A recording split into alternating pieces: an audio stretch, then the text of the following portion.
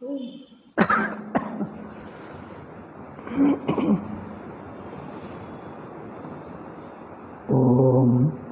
ಓಂ ಗುರುರ್ಬ್ರಹ್ಮ ಗುರುರ್ವಿಷ್ಣು ಗುರುರ್ದೇವೋ ಮಹೇಶ್ವರ ಗುರು ಸಾಕ್ಷಾತ್ ಪರಂ ಬ್ರಹ್ಮ ತಸ್ಮೈ ಶ್ರೀ ಗುರವೇ ನಮಃ. ಓಂ ಓಂ. ಪರಮಾರ್ಥ ಚಿಂತಾಮಣಿಯಲ್ಲಿ 43ನೆಯ ಭಾಗ. ಅದರಲ್ಲಿ ಅವಸ್ಥಾತ್ರಯ ಸಾಕ್ಷಿ. ಇದು 5ನೆಯ ಮೆಟ್ಟಿಲು. 4 ಮೆಟ್ಟಿಲುಗಳಾಯಿತು. ಹೇಳಲಾದು ಏನೇನು ಮೆಟ್ಟಿಲಾಯಿತು ಇಲ್ಲಿ ಬರೆದಿದ್ದೆ ನೋಡಿ. ಮೊದಲನೇ ಮೆಟ್ಟಿಲು ಹೆಗ್ಗುರುತುಗಳು ಬೇರೆ, ಅದು ಮೊದಲೇ ಆಯಿತು. ಅವಸ್ಥಾ ಅಂದರೆ ಏನು? 2ನೇದು ಅವಸ್ಥೆಗಳು 3 ಅಂದರೆ ಎಲ್ಲ 3ನಲ್ಲೇ ಅಡಕವಾಗುತ್ತವೆ. ನಿಮಗೆ ಕೇಳಿಸ್ತಿದೆ ಇದಲ್ಲವೇ? ಎಲ್ಲ 3ರಲ್ಲೇ ಅಡಕವಾಗುತ್ತವೆ. ಈಗ ಅದಾದ ನಂತರ ಅವಸ್ಥೆಗಳಿಗೆ ಒಂದಕ್ಕೆ ಇನ್ನೊಂದಕ್ಕೆ ಸಂಬಂಧವಿಲ್ಲ. ಇದು ಅತಿ ಮುಖ್ಯ ವಿಷಯ. ಸಾಮಾನ್ಯವಾಗಿ ಅವಸ್ಥೆಗಳು 3 ಎಂದಿಟ್ಕೊಂಡು ಅವುಗಳಿಗೆ ಸಂಬಂಧ ನೋಡ್ತೀವಿ. ಸಂಬಂಧ ಅಂದರೆ ದೇಶ ಕಾಲ ವಸ್ತುಗತ ಸಂಬಂಧವೇ ಇರಬೇಕು. ಇಲ್ಲದಿದ್ದರೆ ಸಂಬಂಧವೇ ಹೊಂದುವುದಿಲ್ಲ. ಈ 3 ಸಂಬಂಧಗಳು ಮನಸ್ಸಿನಿಂದ ನೋಡುವಾಗಲೇ ಆ ಸಂಬಂಧಗಳು ಕಂಡುಬರ್ತವೆ. ಮನಸ್ಸು ಎಲ್ಲಿರುತ್ತದೆ ಅಂದರೆ ಜಾಗ್ರತ್ತಿನಲ್ಲಿ. ಜಾಗ್ರದ ಅಭಿಮಾನ ಇಟ್ಟುಕೊಂಡರೆ, ಜಾಗ್ರತ್ ಅಭಿಮಾನ ಅಂದರೆ ಮನಸ್ಸಿನ ಅಭಿಮಾನವೇ ಜಾಗ್ರದ ಅಭಿಮಾನ. ಇನ್ನೇನು ಜಾಗ್ರದ ಅಭಿಮಾನ, ಜಾಗ್ರತ್ ಜ್ಞಾತೃತ್ವ, ಜಾಗ್ರದ ವ್ಯಕ್ತಿತ್ವ ಅಂದರೆ ಒಂದೇ. ಜಾಗ್ರದ ವ್ಯಕ್ತಿ, ಜಾಗ್ರದ ಜ್ಞಾತೃತ್ವ ಅಂದರೆ ಜಾಗ್ರದ್ ಮನಸ್ಸಿನ ಅಭಿಮಾನದಿಂದ ಜಾಗ್ರದ ವ್ಯಕ್ತಿತ್ವ ಉಂಟಾಗುತ್ತದೆ. ಆ ಜಾಗ್ರದ ವ್ಯಕ್ತಿಗೆ ಜಾಗ್ರತ್ ಮನಸ್ಸಿನಿಂದಲೇ ನೋಡುವುದು. ಈಗ ಬೇರೆ ಬಿಟ್ಟು ಇರುವುದಿಲ್ಲ. ಏಕೆಂದರೆ ನಾನೇ ಮನಸ್ಸಾಗಿಬಿಟ್ಟರೆ ಆ ಮನಸ್ಸೇ ನನ್ನ ನೋಟ ಆಗುತ್ತದೆ. ಮನಸ್ಸು ಏನು ಹೇಳ್ತದೋ ಅದೇ ಗೊತ್ತಾಗ್ತದೆ. ಮನಸ್ಸು ದೇಶ ಕಾಲ ಸಂಬಂಧ ವಸ್ತು ಸಂಬಂಧಗಳಲ್ಲೇ ಇರುತ್ತದೆ. ಆದ್ದರಿಂದ ಈ ಜಾಗ್ರತ ದೃಷ್ಟಿಯಿಂದ 3 ಅವಸ್ಥೆಗಳನ್ನು ನೋಡಲಿಕ್ಕೆ ಪ್ರಯತ್ನ ಮಾಡಿದ್ದರೆ ಅವಸ್ಥೆಗಳು 3 ಎಂದು, ಅವುಗಳಿಗೆ ಒಂದು ಕ್ರಮ ಇದೆ ಎಂದು, ಒಂದು ಹಿಂದೆ ಒಂದು ಮುಂದೆ ಎಂದು ಅಲ್ಲವೇ, ಒಂದು ಹಿಂದೆ ಮುಂದೆ ಅನಿಸುತ್ತದೆ, ಅಥವಾ ಇದರ ಪಕ್ಕದಲ್ಲಿದೆ ಅನಿಸುತ್ತದೆ, ಅಥವಾ ಒಂದು ಇನ್ನೊಂದಕ್ಕೆ ಕಾರ್ಯಕಾರಣ ಅನಿಸುತ್ತದೆ. ಕಾರ್ಯಕಾರಣ ಅಂದರೆ ಜಾಗ್ರತ್ತಿನ ಸಂಸ್ಕಾರಗಳು ತಗೊಂಡು ಹೋಗಿ ಕನಸು ಹುಟ್ಟಿದೆ ಅಲ್ಲವೇ, ಸುಷುಪ್ತಿಯಲ್ಲಿ ಎಲ್ಲ ಅಡಕ ಮುಳುಗಿ ಹೋಗಿ ಅದು ಕಾರಣವಾಗಿ ಅವ್ಯಕ್ತವಾಗಿ ಜಾಗ್ರತ್ತು ವ್ಯಕ್ತವಾಗಿದೆ ಹೀಗೆ ಅನಿಸುತ್ತದೆ. ಸುಷುಪ್ತಿ ಕಾರಣ, ಜಾಗ್ರತ್ ಸ್ವಪ್ನಗಳು ಕಾರ್ಯ, ಅಥವಾ ಜಾಗ್ರತ್ತು ಕಾರ್ಯ ಜಾಗ್ರತ್ತು ಕಾರಣ ಸ್ವಪ್ನ ಕಾರ್ಯ. ಹೀಗೆ 3 ಅವಸ್ಥೆಗಳಲ್ಲಿ ಒಂದಕ್ಕೆ ಒಂದು ಕಾರ್ಯಕಾರಣ ಭಾವ ಅನಿಸುತ್ತದೆ. ನಿಜವಾಗಿ ಕಾರ್ಯಕಾರಣ ಭಾವ ಯಾರಾದರೂ ನೋಡಿದ್ದಾರ? ಜಾಗ್ರತ್ತಿನಿಂದ ಏನಾದರೂ ವಸ್ತುಗಳೋ ಪದಾರ್ಥವನ್ನು ತಗೊಂಡು ಕನಸು ಮಾಡುತ್ತಾ ಇರುವುದು ನಿಮ್ಮ ಅನುಭವದಲ್ಲಿದೆಯಾ? ಇಲ್ಲಿಂದ ಕೆಲವು ತಗೊಂಡು ಹೋಗಿ ಅದನ್ನು ಮಾಡಿಬಿಟ್ಟೆ ಎಂದು. ಅದು ಇದು ಹೋಲಿಕೆ ಇರುವುದರಿಂದ ನೀವು ಕಾರ್ಯಕಾರಣ ಹೇಳಿಸ್ಬಿಟ್ಟಿದ್ದೀರಷ್ಟೇ. ಏನಪ್ಪ, ಇಲ್ಲೊಂದು ನೋಡಿರುವ ಮನೆ ಇದೆ, ಇಲ್ಲಿ ಮನೆ ಇದೆ, ಇನ್ನೊಂದು ಕಡೆ ನೋಡಿದರೆ ಆ ತರಹನೇ ಮನೆ ಇದೆ. ಅವರು ಹೇಳ್ತಾರೆ, ಏನು ಹೇಳ್ತಾರೆ? ಅದು ಇದು ಕಟ್ಟಿದವನು ಒಬ್ಬನೇ ಆಗಬಹುದು ಅಲ್ಲವೇ, ಒಬ್ಬನೇ ಆಗ್ತಾನೇನು?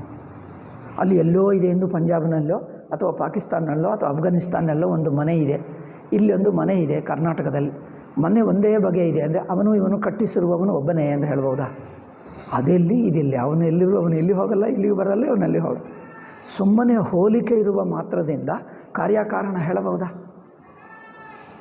ಎಚ್ಚರದಲ್ಲಿರುವ ಕೆಲವು ಘಟನೆಗಳಿಗೆ, ಸ್ವಪ್ನದಲ್ಲಿರುವ ಕೆಲವು ಘಟನೆಗಳಿಗೆ ಹೋಲಿಕೆ ಕಂಡು ಬರ್ತದೆ. ಅದು ನೋಡಿಕೊಂಡು ಕಾರ್ಯಕಾರಣ ಹೇಳಿಬಿಟ್ಟಿದ್ದೀವಿ. ಏನಪ್ಪ, ಕಾರ್ಯಕಾರಣ ಹೊಂದುತ್ತದಾ ನೋಡದೆ ಹೇಳಿಬಿಟ್ರೆ ಹೇಗೆ?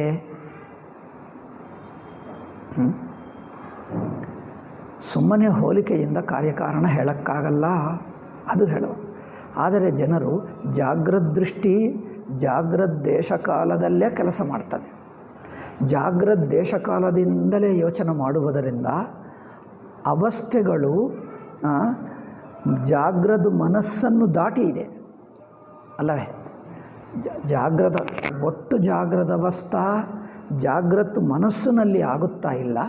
ಜಾಗೃತ ಮನಸ್ಸನ್ನು ತನ್ನಲ್ಲಿ ಸೇರಿಸಿಕೊಂಡು ಸಾಕ್ಷಿ ಅನುಭವ ದೃಷ್ಟ್ಯ ನೋಡುವುದು ಒಟ್ಟವಸ್ಥಾ, ಒಟ್ಟು ಜಾಗೃತ ಅವಸ್ಥಾ, ಒಟ್ಟು ಸ್ವಪ್ನಾವಸ್ಥಾ, ಒಟ್ಟು ಸುಷುಪ್ತ್ಯವಸ್ಥಾ.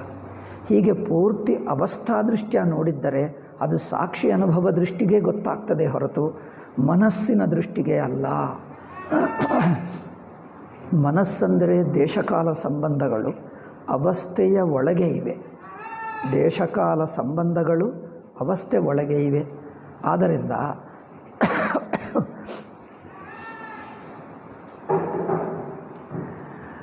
ಅವಸ್ಥೆ ಒಳಗೆ ಇರುವ ಮನಸ್ಸಿನಿಂದ ನೋಡಿ ಅವಸ್ಥೆಯನ್ನೇ ಮನಸ್ಸಿಗನುಗುಣವಾಗಿ ನೋಡಿಬಿಡುವುದು, ಇದೇ ದೊಡ್ಡ ತಪ್ಪು. ಈ ತಪ್ಪು ಏಕೆ ಅಂದರೆ ಮೊದಲು ಅವಸ್ಥಾ ದೃಷ್ಟಿ ಕಲಿಯಲಿಲ್ಲ, ಅದು ಮುಖ್ಯ ತಪ್ಪು. ಅವಸ್ಥಾ ದೃಷ್ಟಿ ಏನು? ಅವಸ್ಥೆಗಳನ್ನು ಕೇಳ್ತೀನಿ ಅಂದರೆ ಸಾಕಾಗಲ್ಲ, ಅವಸ್ಥೆಗೆ ಬೇಕಾಗಿರುವ ದೃಷ್ಟಿ ಬೇಕು. ವೇದಾಂತ ದೃಷ್ಟಿಯ ಅವಸ್ಥೆಗಳನ್ನು ನೋಡಬೇಕು. 3 ದೃಷ್ಟಿಗಳಿರುತ್ತವೆ. ಒಂದು ಲೌಕಿಕ ದೃಷ್ಟಿ, ಎರಡನೆಯದು ಕರ್ಮಕಾಂಡ ದೃಷ್ಟಿ, ಮೂರನೆಯದು ವೇದಾಂತ ದೃಷ್ಟಿ. ಲೌಕಿಕ ದೃಷ್ಟಿ ಎಲ್ಲರಿಗೂ ಗೊತ್ತಿರುವ ಸಾಮಾನ್ಯ ಮನುಷ್ಯರ ದೃಷ್ಟಿ.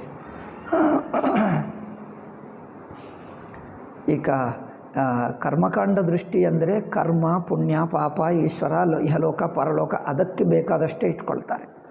3 ಅವಸ್ಥೆಗಳನ್ನು ಆ ಕರ್ಮಕಾಂಡ ದೃಷ್ಟಿಗೆ ಹೊಂದುವಷ್ಟೇ ನೋಡ್ತಾರೆ, ಈಗ ಹೆಚ್ಚು ನೋಡಲ್ಲ.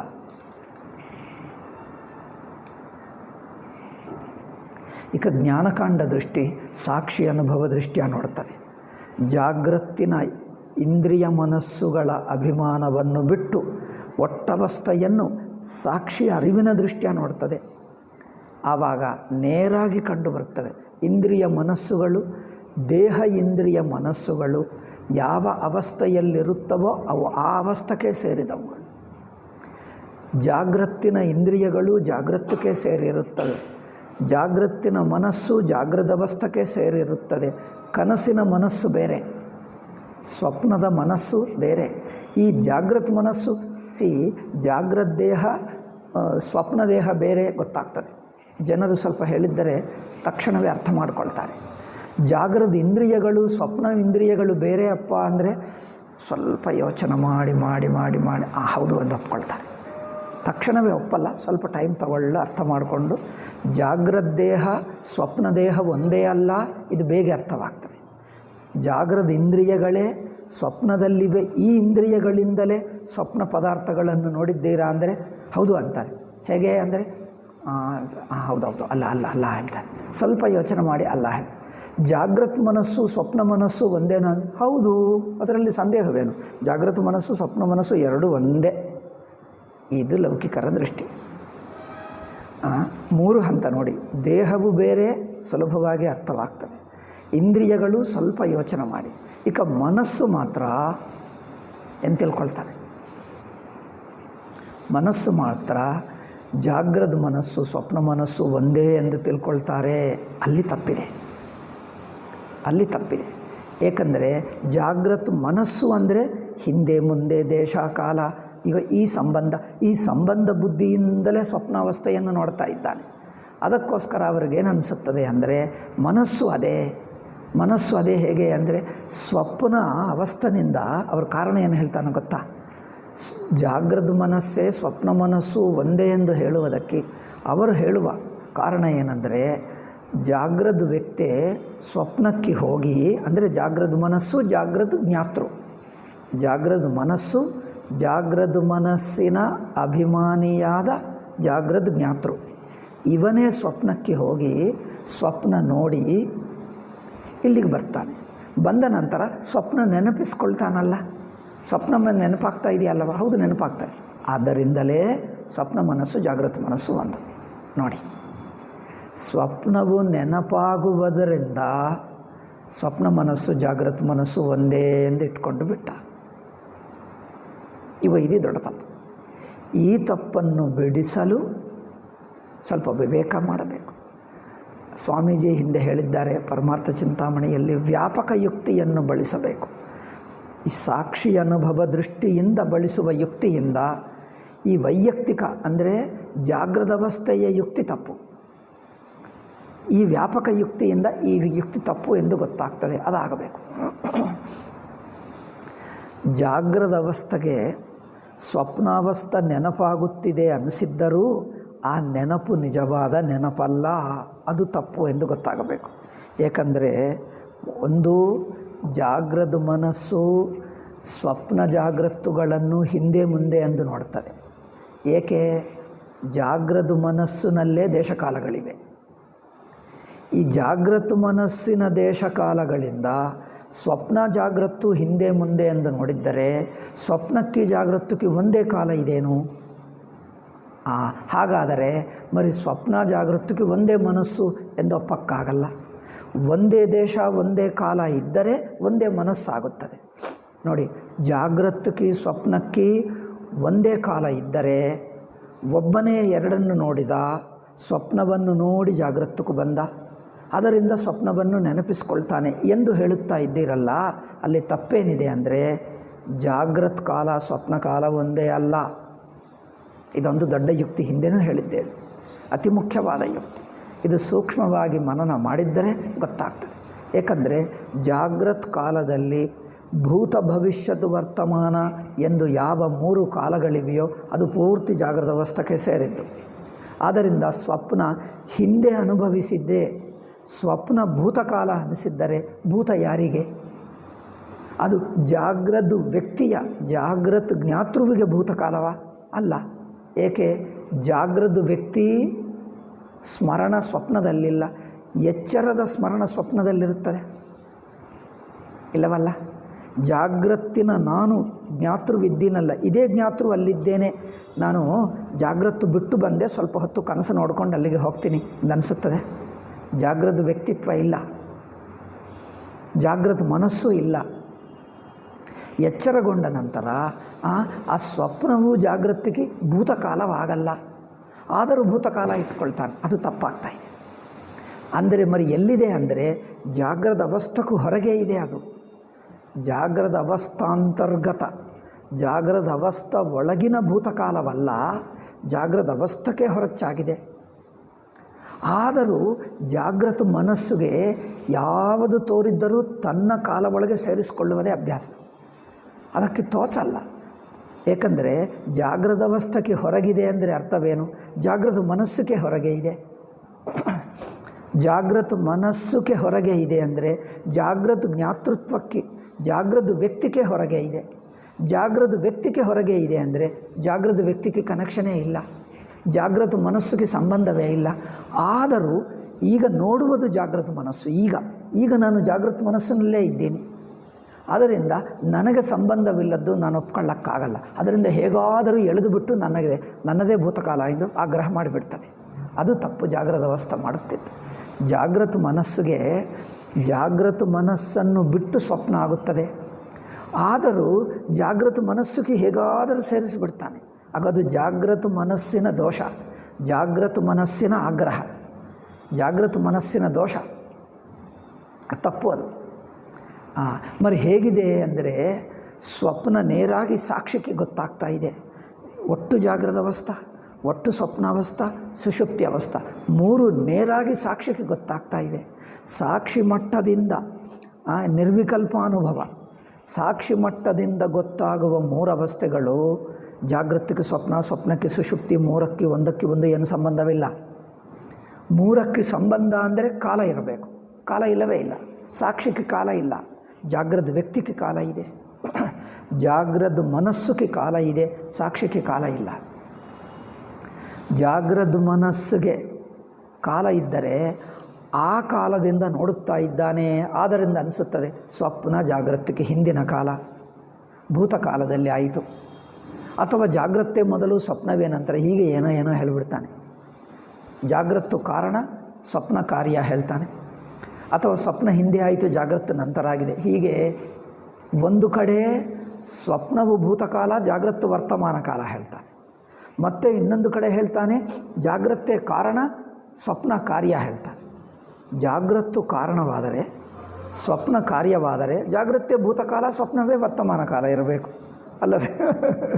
ಅಲ್ಲಿ ನೋಡಿ, ಜಾಗೃತ ಕಾರಣ ಸ್ವಪ್ನ ಕಾರ್ಯ ಆಗಿದ್ದರೆ ಜಾಗ್ರತೆ ಭೂತಕಾಲ, ಸ್ವಪ್ನವು ವರ್ತಮಾನ ಆಗಬೇಕಿತ್ತು. ಬಟ್ ಇಲ್ಲಿ ಏನಾಗ್ತಾ ಇದೆ, ಡಬಲ್ ಮಾತಾಡ್ತಾನೆ ನೋಡಿ. ಒಂದು ಕಡೆ ಹೇಳ್ತಾನೆ ಯಾರು ಜಾಗೃತ ವ್ಯಕ್ತಿ, ಜಾಗೃತ್ತು ಕಾರಣ ಸ್ವಪ್ನವು ಕಾರ್ಯ ಹೇಳ್ತಾನೆ. ಇನ್ನೊಂದು ಕಡೆ ಹೇಳ್ತಾನೆ ಸ್ವಪ್ನ ಭೂತಕಾಲ, ಜಾಗೃತ ವರ್ತಮಾನ. ಹೇಗೆ ಹೊಂದುತ್ತದಪ್ಪ ಅದು? ಹೇಗಾದರೂ ಓಕೆ. ಹಾಗಾದರೆ మరి ಎರಡಕ್ಕೆ ಕಾರ್ಯಕಾರಣ ಸಂಬಂಧವಿದೇನು? ಕಾರ್ಯಕಾರಣವು ಹೇಗೆ ಕಾಲ ಸಂಬಂಧವಿದೇನು ಅಂದರೆ ಕಾಲವಿಲ್ಲ. మరి ಕಾಲವಿದ್ದರೆ ಹೇಗೆ ಹೇಳಿದ್ದಿ ಕಾರ್ಯಕಾರಣ? ಏನೋ ಅನಿಸುತ್ತದೆ ನನಗೆ. ಹೌದು, ನಿನ್ನ ಅನಿಸಿಕೆನೇ ತಪ್ಪು ಎಂದು ನಾವು ಹೇಳುವುದು. ಅನಿಸುವುದಂದರೆ ಭ್ರಾಂತಿ. ಕಾರಣ ನೋಡ್ತಾ ಇಲ್ಲ, ವಾಸ್ತವಿಕ ನೋಡದೆ ಸುಮ್ಮನೆ ಅನಿಸುತ್ತದೆ ಅಂದರೆ ಭ್ರಾಂತಿ. ತಪ್ಪಾಗ್ತಾ ಇದೆ, ಅಧ್ಯಾರೋಪ ಮಾಡ್ತಾ ಇದೆ. ನಿಜವಾಗಿ ಇಲ್ಲದಿದ್ದರೂ ಇದ್ದಂತೆ ಕಲ್ಪಿಸ್ತಾ ಇದೆ, ಅಧ್ಯಾರೋಪ ಮಾಡ್ತಾ ಇದೆ. ಆದ್ದರಿಂದ ಜಾಗ್ರದ ಮನಸ್ಸು, ಜಾಗ್ರದ ವ್ಯಕ್ತಿಯೇ ಇಲ್ಲ. ಇವರೇನು ಹೇಳ್ತಾನೆ, ನಾನೇ ಕನಸು ನೋಡಿ ಬಂದೆ. ನೀವು ನೋಡಲಿಲ್ಲ. ಜಾಗ್ರದ ವ್ಯಕ್ತಿ ಇಲ್ಲದಿರುವಾಗ ನಡೆದಿರುವ ಸ್ವಪ್ನ. ಜಾಗ್ರದ ವ್ಯಕ್ತಿ, ಜಾಗ್ರದ ಮನಸ್ಸು ಇಲ್ಲದಿರುವಾಗ ಇರುವ ಸ್ವಪ್ನ. ಅದು ನೋಡಿ, ಜಾಗೃತಿಗೂ ಸ್ವಪ್ನಕ್ಕೆ ಮಧ್ಯದಲ್ಲಿ ಏನಾದರೂ ಕನೆಕ್ಷನ್ ಇದೆ, ಕಂಟಿನ್ಯೂಟಿ ಇದೆ ಅನಿಸುತ್ತದೆ. ಕಂಟಿನ್ಯೂಟಿ ಅಂದರೆ ಮುಂದುವರಿಯುವುದು, ಅವಿಚ್ಛಿನ್ನವಾಗಿ ಮುಂದುವರಿಯುವುದು ಅನಿಸುತ್ತದೆ. ಎಲ್ಲೋ ಜಾಗೃತ ಕಟ್ಟಾಯಿತು ಮತ್ತು ಸ್ವಪ್ನ, ಅದಕ್ಕಿದಕ್ಕೇನು ಸಂಬಂಧವಿಲ್ಲ ಅನಿಸುತ್ತದೆ. ಏನಾದರೂ ಕಂಟಿನ್ಯೂಟಿ ಅನಿಸುತ್ತದೆ, ಹೊಂದಲ್ಲ. ಮತ್ತು ಏನೋ ಸಂಬಂಧವಿಲ್ಲ, ಅದೇ ಕಾರಣ. ಅದು ಪೂರ್ತಿ ಹೊರಗೆ ಇದೆ, ಜಾಗೃತಕ್ಕೂ ಹೊರಗೇ ಇದೆ, ಸಂಬಂಧವಿಲ್ಲ. ಹಾಗಾದರೆ ಜಾಗೃತ ಮನಸ್ಸಿಗೂ ಸಂಬಂಧವಿಲ್ಲ. ಆದರೆ మరి ಏಕೆ ಆಗ್ರಹ ಮಾಡ್ತಾ ಇದೆ ಅಂದರೆ, ಜಾಗೃತ ಮನಸ್ಸಿಗೆ ತೋಚಲ್ಲ. ಅದು ಏನು ಗೊತ್ತಾದರೂ ನನಗೆ ಗೊತ್ತಿಲ್ಲದಿದ್ದರೆ ಇಲ್ಲ ಎಂದು ಹೇಳ್ತಾನೆ. ತನಕ್ಕೆ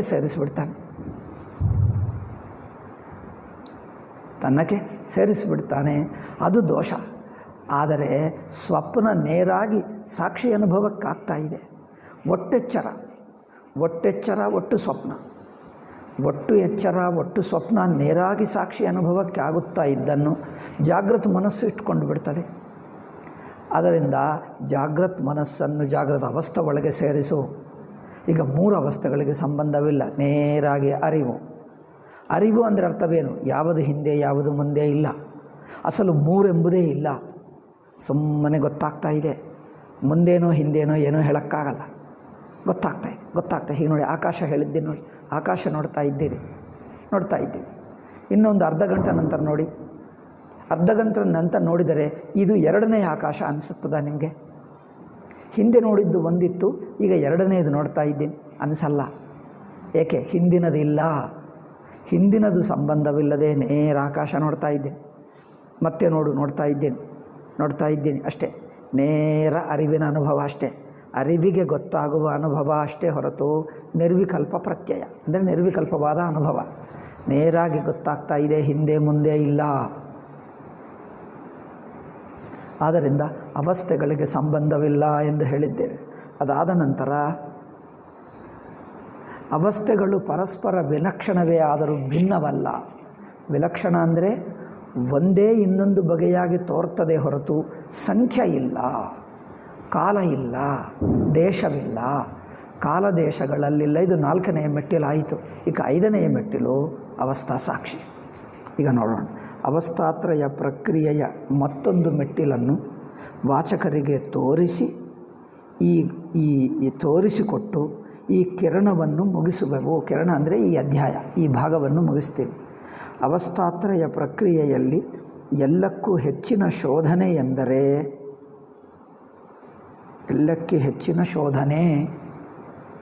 ಹೆಚ್ಚಿನ ಶೋಧನೆ ಅಂದರೆ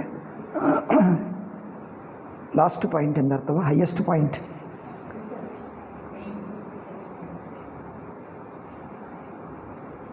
ಎಲ್ಲಕ್ಕೆ ಹೆಚ್ಚಿನ ಶೋಧನೆ ಎಂದರೆ ಈ ಅವಸ್ಥಾತ್ರಯವನ್ನು ನೋಡುತ್ತಿರುವ ಆತ್ಮನು ಅಥವಾ ಜಿಜ್ಞಾಸಿನ ಸ್ವರೂಪ. ಹೆಚ್ಚಿನ ಶೋಧನೆ ಅಂದರೆ ಎಲ್ಲಕ್ಕಿಂತ ಹೈಯೆಸ್ಟ್ ಪಾಯಿಂಟೇ. ಅಂದರೆ ಅನ್ವೇಷಣ ಮಾಡುತ್ತಾ ಕೊನೆಯದಾಗಿ ನೋಡತಕ್ಕದ್ದು, ಅಲ್ಟಿಮೇಟ್ ಪಾಯಿಂಟ್ ಅಂತ ಅರ್ಥ. ಬರೀ ಏನೋ ಶೋಧನೆ ಪದ ಹಾಗೆ ಅರ್ಥದಲ್ಲಿ ಪಡಿಸ್ತಾರೆ, ಏನೋ ಕನ್ನಡದಲ್ಲಿರ್ಬೋದು.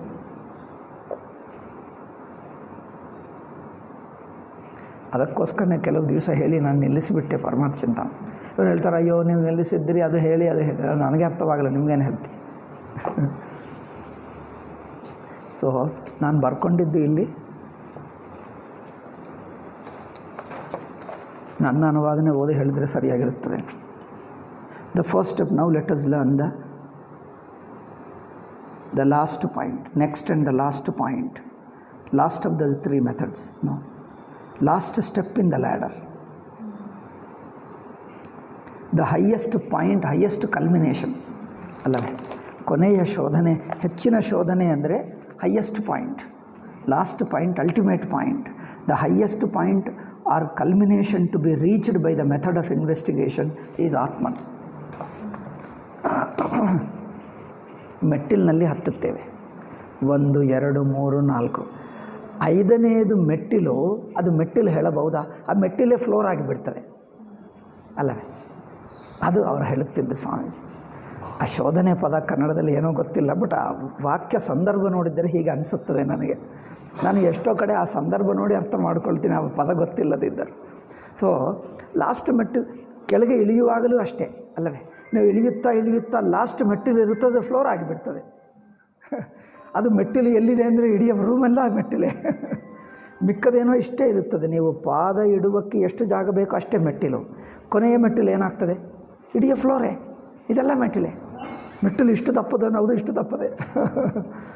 ಹಾಗೆ ಹತ್ತುವಾಗಲೂ ಹಾಗೆ, ಲಾಸ್ಟ್ ಕಟ್ಟಿಬಿಟ್ರೆ ಲಾಸ್ಟ್ ಫ್ಲೋರೇ ಆಗಿಬಿಡ್ತದೆ.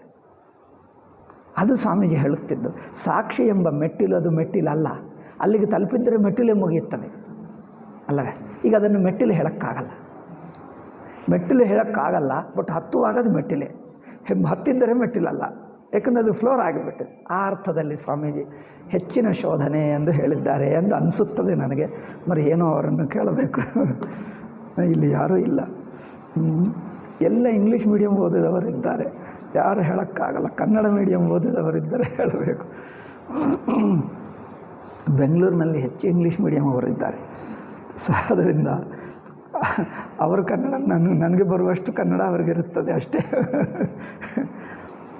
ಅವಸ್ಥಾತ್ರಯ ಪ್ರಕ್ರಿಯೆಯಲ್ಲಿ ಎಲ್ಲಕ್ಕೂ ಹೆಚ್ಚಿನ ಶೋಧನೆ ಎಂದರೆ ಈ ಅವಸ್ಥಾತ್ರಯವನ್ನು ನೋಡುತ್ತಿರುವ ಆತ್ಮನೇ. ನೋಡಿ, ಈ ಅವಸ್ಥೆಗಳನ್ನು ನೋಡುವ ಸಾಕ್ಷಿ ಇದೆ ನೋಡಿ, ಅದೇ ಕೊನೆಯ ಮೆಟ್ಟಿಲು. ಯಾಕಂದರೆ ಮಿಕ್ಕದೆಲ್ಲ ಮೆಟ್ಟಿಲು ಅಲ್ಲಿಗೆ ಬಂದರೆ ಮೆಟ್ಟಿಲು ಮುಗಿಯುತ್ತದೆ ಅಲ್ಲವೇ. ಲಾಸ್ಟ್ ಮೆಟ್ಟಿಲು ಮೇಲೆ ಕಾಲಿಟ್ಟರೆ ಸಾಕು, ಈಗ ಅದು ಮೆಟ್ಟಿಲಲ್ಲ. ಹಿಂದೆ ಇರುವಾಗ ಅದು ಮೆಟ್ಟಿಲು ಅನಿಸುತ್ತದೆ. ನೀವು ಕಾಲಿಟ್ಟು ಇಲ್ಲಿಗೆ ಬಂದುಬಿಟ್ರೆ ಇದು ಮೆಟ್ಟಿಲಲ್ಲ, ಇದೇ ಫ್ಲೋರ್. ಈಗೆಲ್ಲವೂ ಇದೆ, ಇಡೀ ರೂಮೆಲ್ಲ ಇದೆ. ರೂಮ್ ಏಕೆ, ಇಡೀ ಎಷ್ಟಿದ್ದರೋ ಅಷ್ಟು. ಆದ್ದರಿಂದ ಈ ಅವಸ್ಥಾತ್ರಯವನ್ನು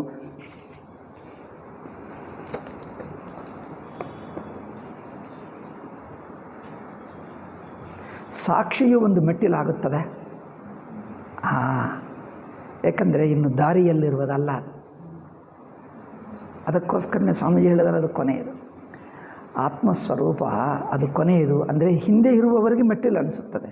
ಅಲ್ಲಿ ಹೋದರೆ ತಾನು ಇನ್ನೊಂದು ಕಡೆಯಿಂದ ಬಂದಿದ್ದೇನೆ ಅನಿಸಲ್ಲ. ನಾನು ಇನ್ನೊಂದು ಕಡೆಯಿಂದ ಬಂದಿದ್ದೇನೆ, ನಾನೇ ಸ್ವತಃ ಸಿದ್ಧ. ಸಾಕ್ಷಿ ಎಂದಿಗೂ ಸ್ವತಃ ಸಿದ್ಧ. ಹತ್ತುವುದಂದರೇನು? ಎಲ್ಲಿಂದಲೋ ಹತ್ತಿ ತಲುಪಿದ್ದು ಸಾಕ್ಷಿ ತಲುಪಿದ್ದೇನೆ ಅನಿಸಲ್ಲ. ನೀವು ಎಚ್ಚರಕ್ಕೆ ಬಂದರೆ ಏನಪ್ಪ, ನಾನು ಒಂದು ಊರಿಗೆ ಬಂದೆ ಬೇರೆ ಕಡೆಯಿಂದ ಅನಿಸುತ್ತದೆ. ನೀವು ನಿದ್ದೆ ಹೋಗಿದ್ದೀರಿ, ಎಚ್ಚರಗೊಂಡರೆ ಈಗ ಇದು ನನ್ನ ಊರೇ, ಇದು ನನ್ನ ಮನೆಯೇ ಅಂದರೆ ನಾನೇ ಇದು ಅನಿಸುತ್ತದ? ನಾನು ಬೇರೆ ಎಲ್ಲಿಗೋ ಒಂದು ಕಡೆಗೆ ಬಂದೆ, ಬೇರೆ ಊರಿಗೆ, ಬೇರೆ ಎಲ್ಲೋ ಕಾಶಿಕೋ ಎಲ್ಲಿಗೋ ದಿಲ್ಲಿಗೋ ಹೋಗಿದ್ದೆ ಎಂದು ಬೇರೆ ಕಡೆಗೆ ಬಂದೆ ಅನಿಸುತ್ತದೆ. ಎಚ್ಚರಗೊಂಡರೆ ಇದೇ ನಾನು ಅನಿಸುತ್ತದೆ. ಇದೇ ನಾನು, ಇದು ನನ್ನ ನಿಜ ಸ್ಥಿತಿ, ಇದು ನನ್ನ ಸಹಜ ಸ್ಥಿತಿ ಅನಿಸುತ್ತದೆ ಹೊರತು ಬೇರೆ ಕಡೆಯಿಂದ ಇಲ್ಲಿಗೆ ಬಂದೆ ಅಂದರೆ ನಾನೇ ಈ ದೇಶಕ್ಕೆ ಫಾರಿನರ್, ವಿದೇಶಿಯನು ಅನಿಸಲ್ಲ. ಎಚ್ಚರದಲ್ಲಿದ್ದರೆ ನೀವು ವಿದೇಶಿಯರು ಎಚ್ಚರಕ್ಕೆ ಅನಿಸುತ್ತದೆ. ಇದೇ ನಮ್ಮ ಊರು, ಇದೇ ನನ್ನದು, ನಾನು ಇಲ್ಲೇ ಇದ್ದೀನಿ, ಇದೇ ನಾನು ಅನಿಸುತ್ತೆ. మరి ನೀವು ನಿದ್ದೆ ಹೋಗಿ ಬಂದಿದ್ದೀಯಲ್ಲ? ಹೌದು, ನಿದ್ದೆ ಹೋಗಿ ಬಂದೆ. మరి ನೀವು ಬಂದಿದ್ದರೆ ನೀವು ಇಲ್ಲಿಗೆ ಹೊರಗಿನವರು ವಿದೇಶಿಯರಾಗಿ ಬಂದಿದ್ದೀರಿ. ಅಲ್ಲ, ಇದೇ ನನ್ನ ಊರು. ಓಹೋ, ಇದೇ ನಿಮ್ಮ ಊರಾದರೆ ಸುಷುಪ್ತಿ ಯಾರನ್ನು? ಸುಷುಪ್ತಿ ವಿದೇಶಿ ಆಗಬಹುದು. ಇದೇ ನನ್ನ ಊರು, ಎಚ್ಚರಣೆ ನನ್ನ ಊರು ಅನಿಸುತ್ತದ? ಎಚ್ಚರಣೆ ನನ್ನದು, ಸುಷುಪ್ತಿ ಬೇರೆ ಊರು ಆಗಬಹುದು, ಕನಸು ಬೇರೆ ಆಗಬಹುದು, ಎಚ್ಚರಣೆ ನಾನು. ಅಂದರೆ ನೀವು ಎಲ್ಲಿದ್ದರೆ ಅದು ನಿಮ್ಮ ಊರು ಅನಿಸುತ್ತದೆ ಅಲ್ಲವೇ. ಸಣ್ಣ ಮಕ್ಕಳನ್ನು ಎಲ್ಲೇ ಕರ್ಕೊಂಡು ಹೋಗಿ ಯಾವ ವಸ್ತು ಕಂಡು ಬಂದರೆ ಅದು ತಮ್ಮದೇನು ಆಟ ಆಡ್ತಾರೆ ಅಷ್ಟೇ, ತಮ್ಮದೇನು ಇಟ್ಕೊಳ್ತಾರೆ. ಅದು ತಮ್ಮದು ಇನ್ನೊಬ್ಬರು ಅವ್ರಿಗೆ ವ್ಯತ್ಯಾಸನೇ ಗೊತ್ತಾಗಲ್ಲ. ಯಾವುದು ಕಂಡು ಬಂದರೆ ತನ್ನದಷ್ಟೇ. ಅದು ಇನ್ನೊಬ್ಬರದ್ದು ತಗೊಳ್ಳಬಾರ್ದು ಅನ್ನೋರಿಗೆ ಯೋಚನೆ ಇಲ್ಲ. ಸ್ವಲ್ಪ ಹಿರಿಯನಾದ ನಂತರ ಅದು ತಗೊಳ್ಳಬಹುದಾ ಎಂದು ಕೇಳ್ತಾನೆ. ಅದೇ ಸಣ್ಣ ಮಗುಕ್ಕೆ ಅದು ವ್ಯತ್ಯಾಸನೂ ಇಲ್ಲ, ಯಾವುದು ಕಂಡು ಬಂದರೆ ತನ್ನದೇ. ಹಾಗೆ ಆತ್ಮ ಎಲ್ಲಿದ್ದರೆ ಇದು ನಾನೇ ಅನಿಸುತ್ತದೆ. ಆದ್ದರಿಂದ ಸುಷುಪ್ತಿಯನ್ನು ಮೆಟ್ಟಿಲೆಂದು ಕೆಳಗಿನ ಮೆಟ್ಟಿಲಿನಿಂದ ಹೇಳ್ತೀವಿ ಹೊರತು ಸಾಕ್ಷಿ ತಾನು ಇನ್ನೊಂದು ಕಡೆಯಿಂದ ಬಂದಿದ್ದಲ್ಲ, ಇದೇ ನಾನು. ಮೆಟ್ಟಿಲೇ ಇದು ಹೊರಗಿನ ವಸ್ತು, ಮೆಟ್ಟಿಲೇ ನನಗೆ ಪರಕೀಯ ವಸ್ತು. ಸಾಕ್ಷಿ ಪರಕೀಯಲ್ಲ, ಸಾಕ್ಷಿ ನಾನೇ. ಸಾಕ್ಷಿ ನಾನೇ ನಾನು ಇನ್ನೊಂದು ಕಡೆಯಿಂದ ಬಂದಿದ್ದವನಲ್ಲ, ನಾನೇ ನಾನು. ಹಾಗೆ ಆದ್ದರಿಂದ ಸಾಕ್ಷಿತ್ವ ಎಂಬುದು ಮೆಟ್ಟಿಲು ಹತ್ತುತ್ತಾ ಬಂದರೂ ಇದು ಕೊನೆಯದಂದರೆ ಇಲ್ಲಿಗೆ ಬಂದೆ ಎಂದು ಅನಿಸಲ್ಲ, ಇದೇ ನಾನು. ಆದ್ದರಿಂದ ಹೆಚ್ಚಿನ ಶೋಧನೆ ಎಂದರೆ ಈ ಅವಸ್ಥಾತ್ರಯವನ್ನು ನೋಡುತ್ತಿರುವ ಆತ್ಮನು ಅಥವಾ ಜಿಜ್ಞಾಸುವಿನ ಸ್ವರೂಪ. This is the highest reach, highest peak. Everest ಎಂದು ಹೇಳ್ತಾರಲ್ಲ, ಆತ್ಮನೇ ಎವರೆಸ್ಟು. ಆ ಎವರೆಸ್ಟ್ಗಿಂತ ಈ ಎವರೆಸ್ಟೇ ದೊಡ್ಡದು. ಆ ಎವರೆಸ್ಟ್ ಗೊತ್ತಾ? ಆ ಮೊದಲು ಆ ಟೆನ್ಸಿಂಗ್ ನಾರ್ಕೆ ಯಾರೋ ಇಬ್ಬರು ಹೋಗಿದ್ದಾರೆ ನೋಡಿ. ಟೆನ್ಸಿಂಗ್ ನಾರ್ಕೆ ಯಾರು? ನೇಪಾಳವನು ಎಡ್ಮಂಡ್ ಹಿಲ್ಲರಿ ಎನ್ನುವವನು. ಯಾರೋ ಇಬ್ಬರಲ್ಲಿ ಒಬ್ಬರು ವಿದೇಶಿಯ, ಒಬ್ಬನು ನೇಪಾಳಿಯವನು. ಇಬ್ಬರು ಸೇರಿಕೊಂಡು ಮೊಟ್ಟ ಮೊದಲನೆಯದು ಆ ಕಾಲದಲ್ಲಿ ಹೋಗೋದು ಕಷ್ಟ ಇತ್ತು. ಈ ಕಾಲದಲ್ಲಿ ಟೆಕ್ನಾಲಜಿ ಬೇಕಾದಷ್ಟಿದೆ, ನಾವು ಹೋಗಬಹುದು ಅಷ್ಟಿದೆ. ಮಾನಸ ಸರೋವರಕ್ಕೆ ಹೋಗಿದ್ದರು, ಎವರೆಸ್ಟ್ ಏನು ತುಂಬ ಈಸಿ ಆಗಿಬಿಟ್ಟಿತ್ತು ಈ ಕಾಲದಲ್ಲಿ. ಅಂದರೆ ಸೌಕರ್ಯಗಳು ಹೆಚ್ಚಿವೆ, ಕೈಗೆ ಕಾಲುಗೆ ಏನೇನೋ ಇದೆ, ಲೋಹಗಳು ಎಲ್ಲ, ಊಟ ಇದೆ, ತಿನ್ನುವಕ್ಕಿದೆ, ಎಲ್ಲ ಇದೆ. ಆ ಕಾಲದಲ್ಲಿ ಎಲ್ಲವೂ ಕಷ್ಟ. ಅವರು ಹೋದ ನಂತರ ನಾವು ಹತ್ತೋಣ ಎಂದು ತುಂಬ ಜನರು ಪ್ರಯತ್ನ ಮಾಡಿ ಏನು ಮಾಡಿದ್ದಾರೆ? ಎಷ್ಟೋ ಜನರು ದಾರಿಯಲ್ಲೇ ಸತ್ತು ಹೋದರು. ಅವರು ಶವನೂ ಸಿಗಲಿಲ್ಲ, ಅಥವಾ ಇದ್ದರೆ ಇಲ್ಲೂ ಇರಬಹುದು. ಅದೇನು ಸ್ನೋನಲ್ಲಿ ಇದ್ದರೂ ಸಿಕ್ಕಾಕ್ಕೊಂಡಿರ್ಬೋದು. ಸ್ನೋ ಅಂದರೆ ಏನು ಹೇಳ್ತಾರೆ? ಆ ಹಿಮದಲ್ಲಿ ಇನ್ನೂ ಇದ್ದಿರ್ಬೋದು ಶವ. ಆ ಶವ ಅಲ್ಲೇ ಇದ್ದಿರ್ಬೋದು. ಎಷ್ಟೋ ಜನರು ಹೋದರು. ನಂತರ ಎಷ್ಟೋ ಜನರು ಕಷ್ಟಪಟ್ಟು ಹತ್ತಿ ನಾವೇನೋ ಮಾಡಿದ್ದೇವೆ. ಈಗ ಎಲ್ಲರೂ ಹತ್ತಿ ಎಷ್ಟು ಜನರು ಆಗಿಬಿಟ್ಟರೆ ಅಂದರೆ ಬೆಂಗಳೂರು ಬಸ್ ನಿಲ್ದಾಣ ಆಗಿಬಿಟ್ಟಿತ್ತು. ಈಗ ಎಷ್ಟು ಜನರಿದ್ದಾರೆ ಅಲ್ಲ. ನಮ್ಮ ಪ್ಲಾಸ್ಟಿಕ್ ಬಾಟಲ್ಗಳು, ಪ್ಲಾಸ್ಟಿಕ್ ಬ್ಯಾಗ್ಗಳು ಎಲ್ಲ ಸಿಗ್ತವೆ. ಅಲ್ಲಿ ಹೋದರೆ ಎಲ್ಲ ಕಡೆ ಸಿಗ್ತವೆ. ಇಲ್ಲಿ ಬೆಂಗಳೂರಿನಲ್ಲಿ ಸಿಕ್ಕೋದಿಲ್ಲ, ಅಲ್ಲಿ ಅಷ್ಟಾಗಿಬಿಟ್ಟಿತ್ತು. ಈಗ ಇನ್ನು ಮೇಲೆ ಯಾರು ಹೋಗಬೇಕೆ ಅನಿಸಲ್ಲ. ಆ ಕೊಳೆಗೆ ಒಯ್ಯೋಕ್ಕೆ ಹೋಗೋದು, ಇಲ್ಲೇ ಇದೆ ಸಾಕು. ಯಾವುದೇ ಒಳ್ಳೆಯದಿದ್ದರೆ ಜನರು ಹೋಗಿ ತಲುಪಿ ಅದನ್ನು ಹಾಳು ಮಾಡಿಬಿಡ್ತಾರೆ ಜನರ ಬುದ್ಧಿ. మరి ಏಕೆ ಹೋಗ್ತಾರೋ ಅರ್ಥವಾಗಲ್ಲ. ಜನರ ಬುದ್ಧಿ ಏನಿದೆಯೋ ಗೊತ್ತಾ? ಯಾರು ಮಾಡದೇ ಇದ್ದು ನಾನು ಮಾಡಬೇಕು ಅಲ್ಲವೇ? ಯಾರು ಮಾಡದೇ ಇದ್ದು ನಾನು ಮಾಡಬೇಕು. ಅದು ಕೆಟ್ಟದೇ ಆಗಲಿ, ಯಾರು ಮಾಡದೇ ಇದ್ದು ನಾನು ಮಾಡಿದ್ದರೆ ಒಂದು ಸ್ಪೆಷಲ್ ಆಗಿಬಿಡ್ತೀನಿ. ಈ ಸ್ಪೆಷಲ್ಗೋಸ್ಕರ ಜನರು ಎಲ್ಲ ಹುಚ್ಚು ಕೆಲಸ ಮಾಡ್ತಾರೆ ಅಲ್ಲ. ಏಕೆ ಹೇಳ್ತಾ ಇದ್ದೀನಂದರೆ, ಆಧುನಿಕ ಯುವಕರಿಗೆ ಈ ಆಕರ್ಷಣೆ ದೊಡ್ಡದು. ನಮ್ಮ ಶಾಸ್ತ್ರ ಹೇಳ್ತದೆ, ಕಾಕದಂತ ಅದೇನು ಸಪ್ರಯೋಜನವೇ ನಾವು ಹುಡುಕಬೇಕು, ಅನ್ವೇಷಣೆ ಮಾಡಬೇಕು. ನಿಷ್ಪ್ರಯೋಜನವಾಗಿದ್ದು ಮಾಡಬಾರದು. ಕಾಕದಂತ ಪರೀಕ್ಷವತ್ತೆಂದು ಒಂದು ಗಾದೆನೂ ಇದೆ ಸಂಸ್ಕೃತದಲ್ಲಿ. ಪ್ರಶ್ನೆ ಕೇಳಿದನಂತೆ ಸಂದೇಹಗಳು, ಎಲ್ಲರಿಗೂ ಸಂದೇಹವಿದ್ದರೆ ಸಂದೇಹ ನಿವೃತ್ತಿಗೋಸ್ಕರ ಪ್ರಶ್ನೆಗಳು ಕೇಳ್ತಾನೆ. ವೇದಾಂತ ಪಾಠ ಕೇಳುವ ಅವರು ಹೇಳಿದರು, ಕಾಗೆ ಬಾಯಿಯಲ್ಲಿ ಎಷ್ಟು ಹಲ್ಲುಗಳಿವೆ ಎಂದು ಕೇಳಿದರು. ಅಯ್ಯೋ ರಾಮ, ಅದು ಯಾರಿಗೆ ಗೊತ್ತಪ್ಪ, ಯಾರು ನೋಡಿದ್ದಾರೆ? ಅಲ್ಲ, ಯಾರೋ ಒಬ್ಬರು ಕಾಗೆಯನ್ನು ಹಿಡ್ಕೊಂಡು ನೋಡಬೇಕು. ಕಾಗೆ ಬಾಯಿಯಲ್ಲಿ ಒಳಗೆ ಎಷ್ಟು ಹಲ್ಲುಗಳಿವೆ? ಕಾಕದಂತ ಪರೀಕ್ಷಾ. ಸಂಸ್ಕೃತದ ಕಾಕ ಅಂದರೆ ಕಾಗೆ, ದಂತ ಅಂದರೆ ಹಲ್ಲುಗಳು, ಪರೀಕ್ಷಾ ಅಂದರೆ ಅದರ ಕುರಿತು ಪರೀಕ್ಷೆ ಮಾಡೋದು. ಆಯಿತು, ಕಾಗೆದಂತ ಪರೀಕ್ಷೆ ಮಾಡೋಣ. ಮಾಡಿದ್ದರೆ ಎಷ್ಟು ಹಲ್ಲುಗಳಿವೆ ಗೊತ್ತಾಗಿ ಬಿಡ್ತದೆ. ಗೊತ್ತು ಮಾಡಿ ಏನು ಮಾಡ್ಕೊಳ್ತೀರಿ? ಅದರಿಂದ ಏನು ಪ್ರಯೋಜನ ನಿಮಗೆ? ಏನಾದರೂ ಪ್ರಯೋಜನವ? ಆದ್ದರಿಂದ ಅನಾವಶ್ಯಕ ಕುತೂಹಲ ಮೂರ್ಖತನ, ದುಷ್ಟತನ. ಈ ಕಾಲದಲ್ಲಿ ಅನಾವಶ್ಯಕ ಕುತೂಹಲವೇ ರಿಸರ್ಚ್ ಹೇಳಿಬಿಟ್ಟಿತು. ರಿಸರ್ಚ್ ಅಂದರೆ ಏನು ಗೊತ್ತಾ? ಮೂರ್ಖತನ ಎಂದರ್ಥ. ಅನಾವಶ್ಯಕ ಕುತೂಹಲ, ಅದೇಕೆ ಇದೇಕೆ ಅಲ್ಲೇಕೆ ಇಲ್ಲೇಕೆ, ಸುಮ್ಮನೆ ಅದರಿಂದ ನಿಮಗೂ ಉಪಯೋಗವಿಲ್ಲ, ಸಮಾಜಕ್ಕೂ ಉಪಯೋಗವಿಲ್ಲ. ಸುಮ್ಮನೆ ಏನೋ ಕೇಳಬೇಕಷ್ಟೆ. ಆದ್ದರಿಂದ ಅಂದರೆ ಅದರಿಂದ ಒಂದು ಪುರುಷಾರ್ಥ ಸಾಧನ ಇಲ್ಲ. ಜೀವನು ದುಃಖದಲ್ಲಿದ್ದಾನೆ, ಸಂಸಾರದಲ್ಲಿದ್ದಾನೆ. ಸಂಸಾರವನ್ನು ದಾಟುವುದಕ್ಕೆ, ಸುಖವನ್ನು ಪಡೆಯಲಕ್ಕೆ, ಸಂಸಾರ ದುಃಖವನ್ನು ದಾಟಲಕ್ಕೆ ಈ ಪ್ರಯತ್ನ ಮಾಡಿದ್ದರೆ ಒಳ್ಳೆಯದು. ಅದು ಬೇಡ ಅಂತೆ ಯಾರಿಗೂ ಉಪಯೋಗವಿಲ್ಲದೆ ಏನೋ ಮಾಡಿಕೊಳ್ಳಬೇಕು. ಏಕಪ್ಪ ಅಂದರೆ ಯಾರೂ ಮಾಡಲಿಲ್ಲ, ಅದು ಮಾಡಿದ್ದರೆ ಎಲ್ಲರೂ ನ್ಯೂಸ್ ಪೇಪರ್ನಲ್ಲಿ ಟಿ ವಿಯಲ್ಲಿ ನನ್ನ ಹೆಸರು ಬರುತ್ತದೆ, ಅದರಿಂದ ನಾನು ಪ್ರಸಿದ್ಧನಾಗ್ತೀನಿ. ಇದಕ್ಕೋಸ್ಕರ ಇಷ್ಟೆಲ್ಲ ಮಾಡಬೇಕಾ? ಜನರಿಗೆ ಗಿನ್ನಿಸ್ ಬುಕ್ ಹಾಕುವುದಕ್ಕೆ ಒಂದು ಕಾಲಾದರೂ ಕತ್ತಿಸ್ಕೊಳ್ತಾನೆ, ಮೂಗಾದರೂ ಕತ್ತಿಸ್ಕೊಳ್ತಾನೆ, ಅದು ಒಳ್ಳೆಯದು. ಮೂಗು ಕತ್ತರಿಸ್ಕೊಪ್ಪ. ಮೂಗು ಕತ್ತರಿಸ್ಕೊಳ್ಳೋರು ಯಾರಾದರೂ ಇದ್ದಾರೆ? ಇಡೀ ಪ್ರಪಂಚದಲ್ಲಿ ಯಾರಿಲ್ಲ. You will be the first person. ಮೂಗು ಕತ್ತರಿಸ್ಕೊ, ಪ್ರಪಂಚದಲ್ಲಿ ಮೂಗು ಕತ್ತರಿಸ್ಕೊಂಡವನು ಎಂದು ನಿನ್ನ ಹೆಸರು ಬರುತ್ತದೆ. ಗಿನ್ನಿಸ್ ಬುಕ್ಗೆ ನೀನೇ ಹತ್ತಿ ಬಿಡ್ತೀವಿ. ಈಗ ಎರಡನೇ ವ್ಯಕ್ತಿ ಬರುತ್ತಾನೋ ಅಲ್ಲವೋ, ಯಾರು ಬರಲ್ಲ ಅನಿಸುತ್ತದೆ ಅಲ್ಲವೋ? ನೀವು ಒಬ್ಬನೇ ಇದ್ದು ಬಿಡ್ತೀವಿ. ಈಗ ನೀವು ಬದುಕಿರುವ ದಿವಸ 50 ವರ್ಷನೋ 100 ವರ್ಷ ಗಿನ್ನಿಸ್ ಬುಕ್ನಲ್ಲಿ ನಿನ್ನ ಹೆಸರೇ. ಈಗ ಕತ್ತರಿಸ್ಕೊ, ಒಳ್ಳೆಯದು ಐಡಿಯಾ, ಅದು ಚೆನ್ನಾಗಿದೆ. ಹಾಗೇ ಇದ್ದಾರೆ ಜನರು, ಮೂರ್ಖರು. ಅಂದರೆ ಸುಮ್ಮನೆ ಕುತೂಹಲವೇ ಹೊರತು ಅದಕ್ಕೆ ಅರ್ಥ ಇಲ್ಲ.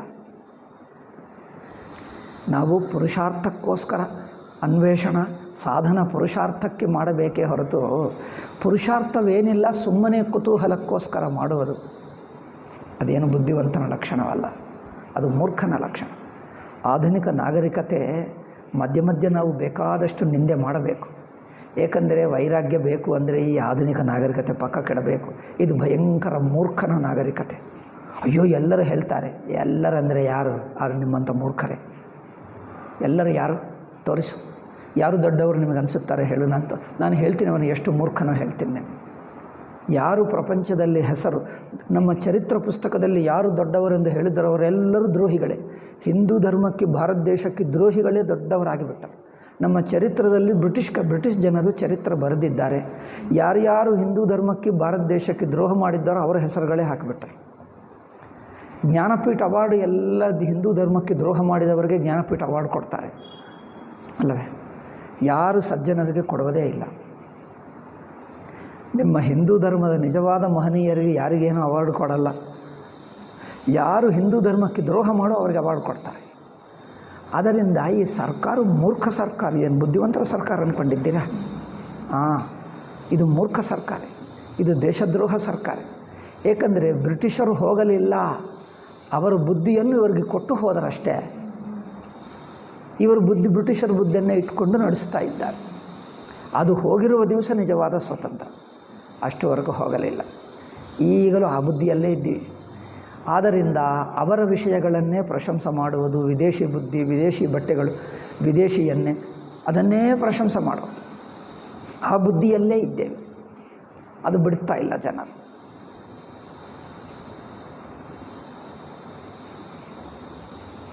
ಬೇಡ, ಯಾವುದೇ ಹೇಳಬೇಕು ಅಂದ್ಕೊಂಡೆ, ಬೇಡ. ಜನರು ಬೇಜಾರು ಮಾಡ್ಕೊಳ್ತಾರೆ. ಹೇಳುವಕ್ಕೆ ನಾನು ರೆಡಿಯಾಗಿದ್ದೀನಿ, ಬೇಡ, ಬೇರೆ ಹೇಳ್ತೀನಿ. ಹಾಗೆ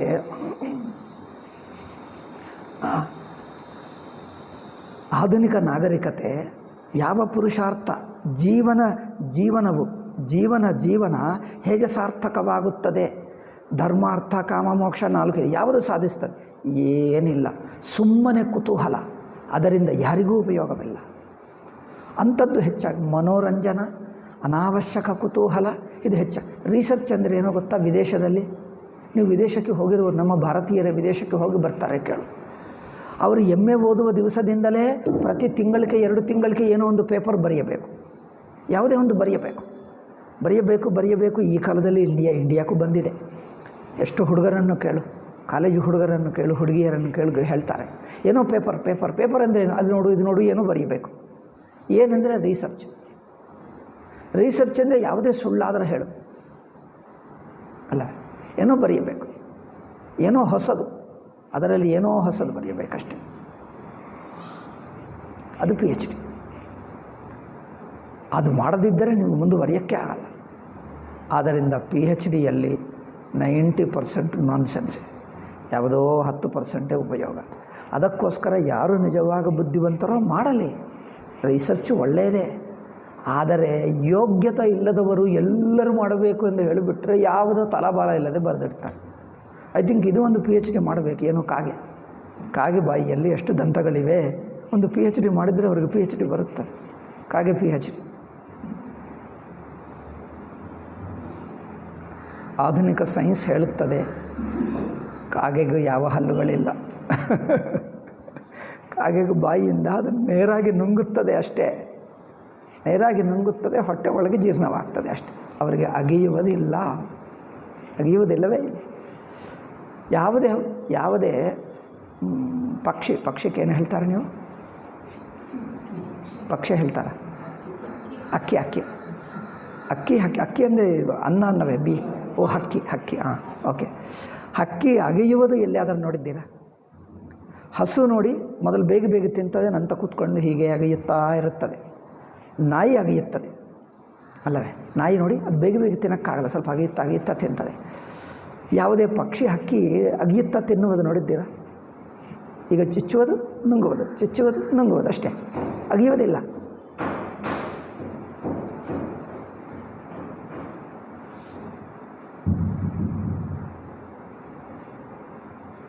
ಆದ್ದರಿಂದ ಅವುಗಳಿಗೆ ಹಲ್ಲುಗಳಿಲ್ಲ. ಆಯಿತು ಬಿಡಿ. ಸೊ ಇಲ್ಲಿ ಕೊನೆಯದು ತನ್ನ ಸ್ವರೂಪ ಸಾಕ್ಷಿ. ಅನ್ವೇಷಣದಿಂದ ನಮ್ಮ ಜೀವನದ ಯಾವ ದುಃಖ ಹೋಗುತ್ತದೆ, ಯಾವ ಅಜ್ಞಾನ ಹೋಗುತ್ತದೆ, ಯಾವ ಸಮಸ್ಯೆ ಪರಿಹಾರ ಆಗುತ್ತದೆ ಅದು ನೋಡಬೇಕು. ಯಾವ ಸಮಸ್ಯೆ ಪರಿಹಾರವಿಲ್ಲದೆ ಸುಮ್ಮನೆ ಮನೋರಂಜನಕ್ಕೋಸ್ಕರ ಕುತೂಹಲಕ್ಕೋಸ್ಕರ ಮಾಡಿದ್ದರಿಂದ ಪ್ರಯೋಜನವಿಲ್ಲ. ಅದಕ್ಕೋಸ್ಕರ ನಮ್ಮ ಶಾಸ್ತ್ರಗಳು, ಭಾರತೀಯ ಶಾಸ್ತ್ರಗಳು ಶಾಶ್ವತ ಮೌಲ್ಯವಿರುವಂಥದ್ದು ಏಕೆ ಆಗಿವೆ? ಸುಮ್ಮನೆ ಕುತೂಹಲಕ್ಕೆ, ಟೈಮ್ ಪಾಸ್ಗೆ, ಮನೋರಂಜನಕ್ಕೆ ಪುಸ್ತಕಗಳು ನಮ್ಮ ಹತ್ತಿರ ಬಹಳ ಕಮ್ಮಿ. ಅದು ಅನಂತರ ಕಾಲದಲ್ಲಿ ಬಂದಿವೆ. ಪೂರ್ವ ಕಾಲದಲ್ಲಿ ಮನೋರಂಜನಾ ಪುಸ್ತಕಗಳು ಇರುತ್ತಿರಲಿಲ್ಲ, ಟೈಮ್ ಪಾಸ್ ಪುಸ್ತಕಗಳು, ಟಿ ವಿಗಳು ಇರುತ್ತಿರಲಿಲ್ಲ. ಅದೆಲ್ಲ ನಾಟಕಗಳು, ದೊಮ್ಮರಾಟಗಳು, ಟೈಮ್ ಪಾಸ್ಗೆ ಬೇಕಾದಷ್ಟು ಅದು ಆಗಾಗ ನೋಡಿಬಿಡುವುದು. ಪುಸ್ತಕ ರೂಪವಾಗಿ ಬರೆಯಲಿಲ್ಲ. ಏಕೆಂದರೆ ಪುಸ್ತಕವೆಲ್ಲ ಸಂಸ್ಕೃತದಲ್ಲಿರುತ್ತಿತ್ತು. ದೊಡ್ಡವರು, ಮೇಧಾವಿಗಳು, ಮಹನೀಯರು, ಸಿದ್ಧಪುರುಷರು, ಅತ್ಯಂತ ಉತ್ಕೃಷ್ಟ ಜನರು, ಸಾಧುಗಳು, ಋಷಿಗಳು ಅಂಥವರು ಬರೆದಿದ್ದೆ. ಆದ್ದರಿಂದ ಆ ಪುಸ್ತಕಗಳೆಲ್ಲ ಎಲ್ಲ ಜೀವನ ಪುರುಷಾರ್ಥ ಸಾಧಿಸುವುದು, ಪರಮಾತ್ಮ ತತ್ವವನ್ನು ಪಡೆಯುವಂಥ ನಿಗೂಢವಾದ ತತ್ವವನ್ನು ಹೇಳುವುದೇ ಶಾಸ್ತ್ರ.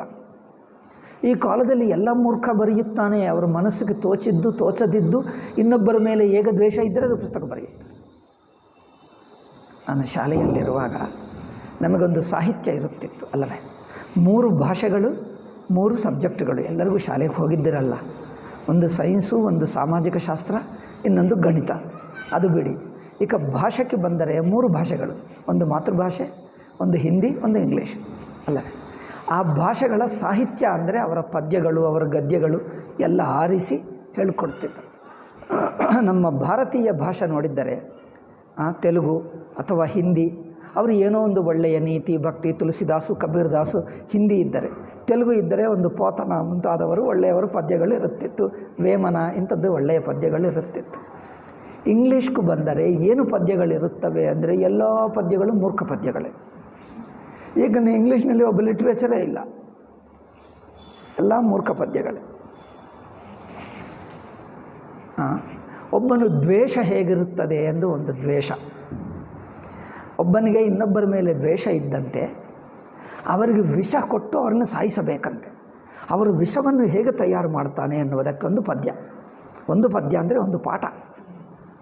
ಅದರ ಮೇಲೆ ಅವರ ದ್ವೇಷ ಹೇಗಿದೆ, ಒಂದು ದ್ವೇಷವನ್ನು ಪ್ರಕಟಿಸಿದ್ದರೆ ಅದೊಂದು ಒಳ್ಳೆಯ ಸಾಹಿತ್ಯ ಅಂತ.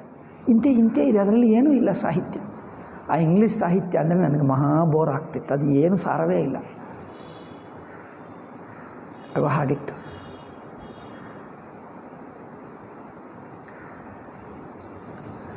ಅಂದರೆ ಸಾಮಾನ್ಯರು ಬರೆಯಬೇಕು, ಎಲ್ಲರಿಗೂ ವಿದ್ಯೆ ಬರಬೇಕು.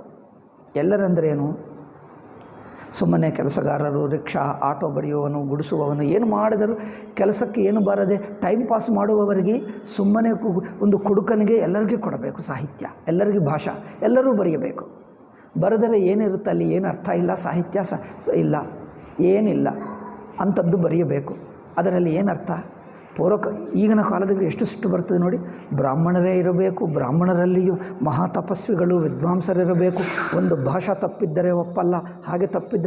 ಪೂರ್ವ ಕಾಲದಲ್ಲಿ ಯಾರೂ ಬರೆಯುತ್ತಿರಲಿಲ್ಲ. ನೀವು ದೊಡ್ಡ ಪಂಡಿತರಿಗೆ ಬರೆಯೋಕ್ಕೆ ಧೈರ್ಯವಿರಲಿಲ್ಲ. ನೀವು ಬರೆದರೆ ಪಂಡಿತರು ಒಪ್ಪಬೇಕು. ಪಂಡಿತರು ಒಪ್ಪಲ್ಲ, ಇದು ಆಗಿದೆ, ಹೀಗಿದೆ, ತಪ್ಪಿದೆ ಅಂದರೆ ಪುಸ್ತಕ ಬಿಸಾಕ್ತಾರೆ, ಯಾರು ಓದೋದೇ ಇಲ್ಲ.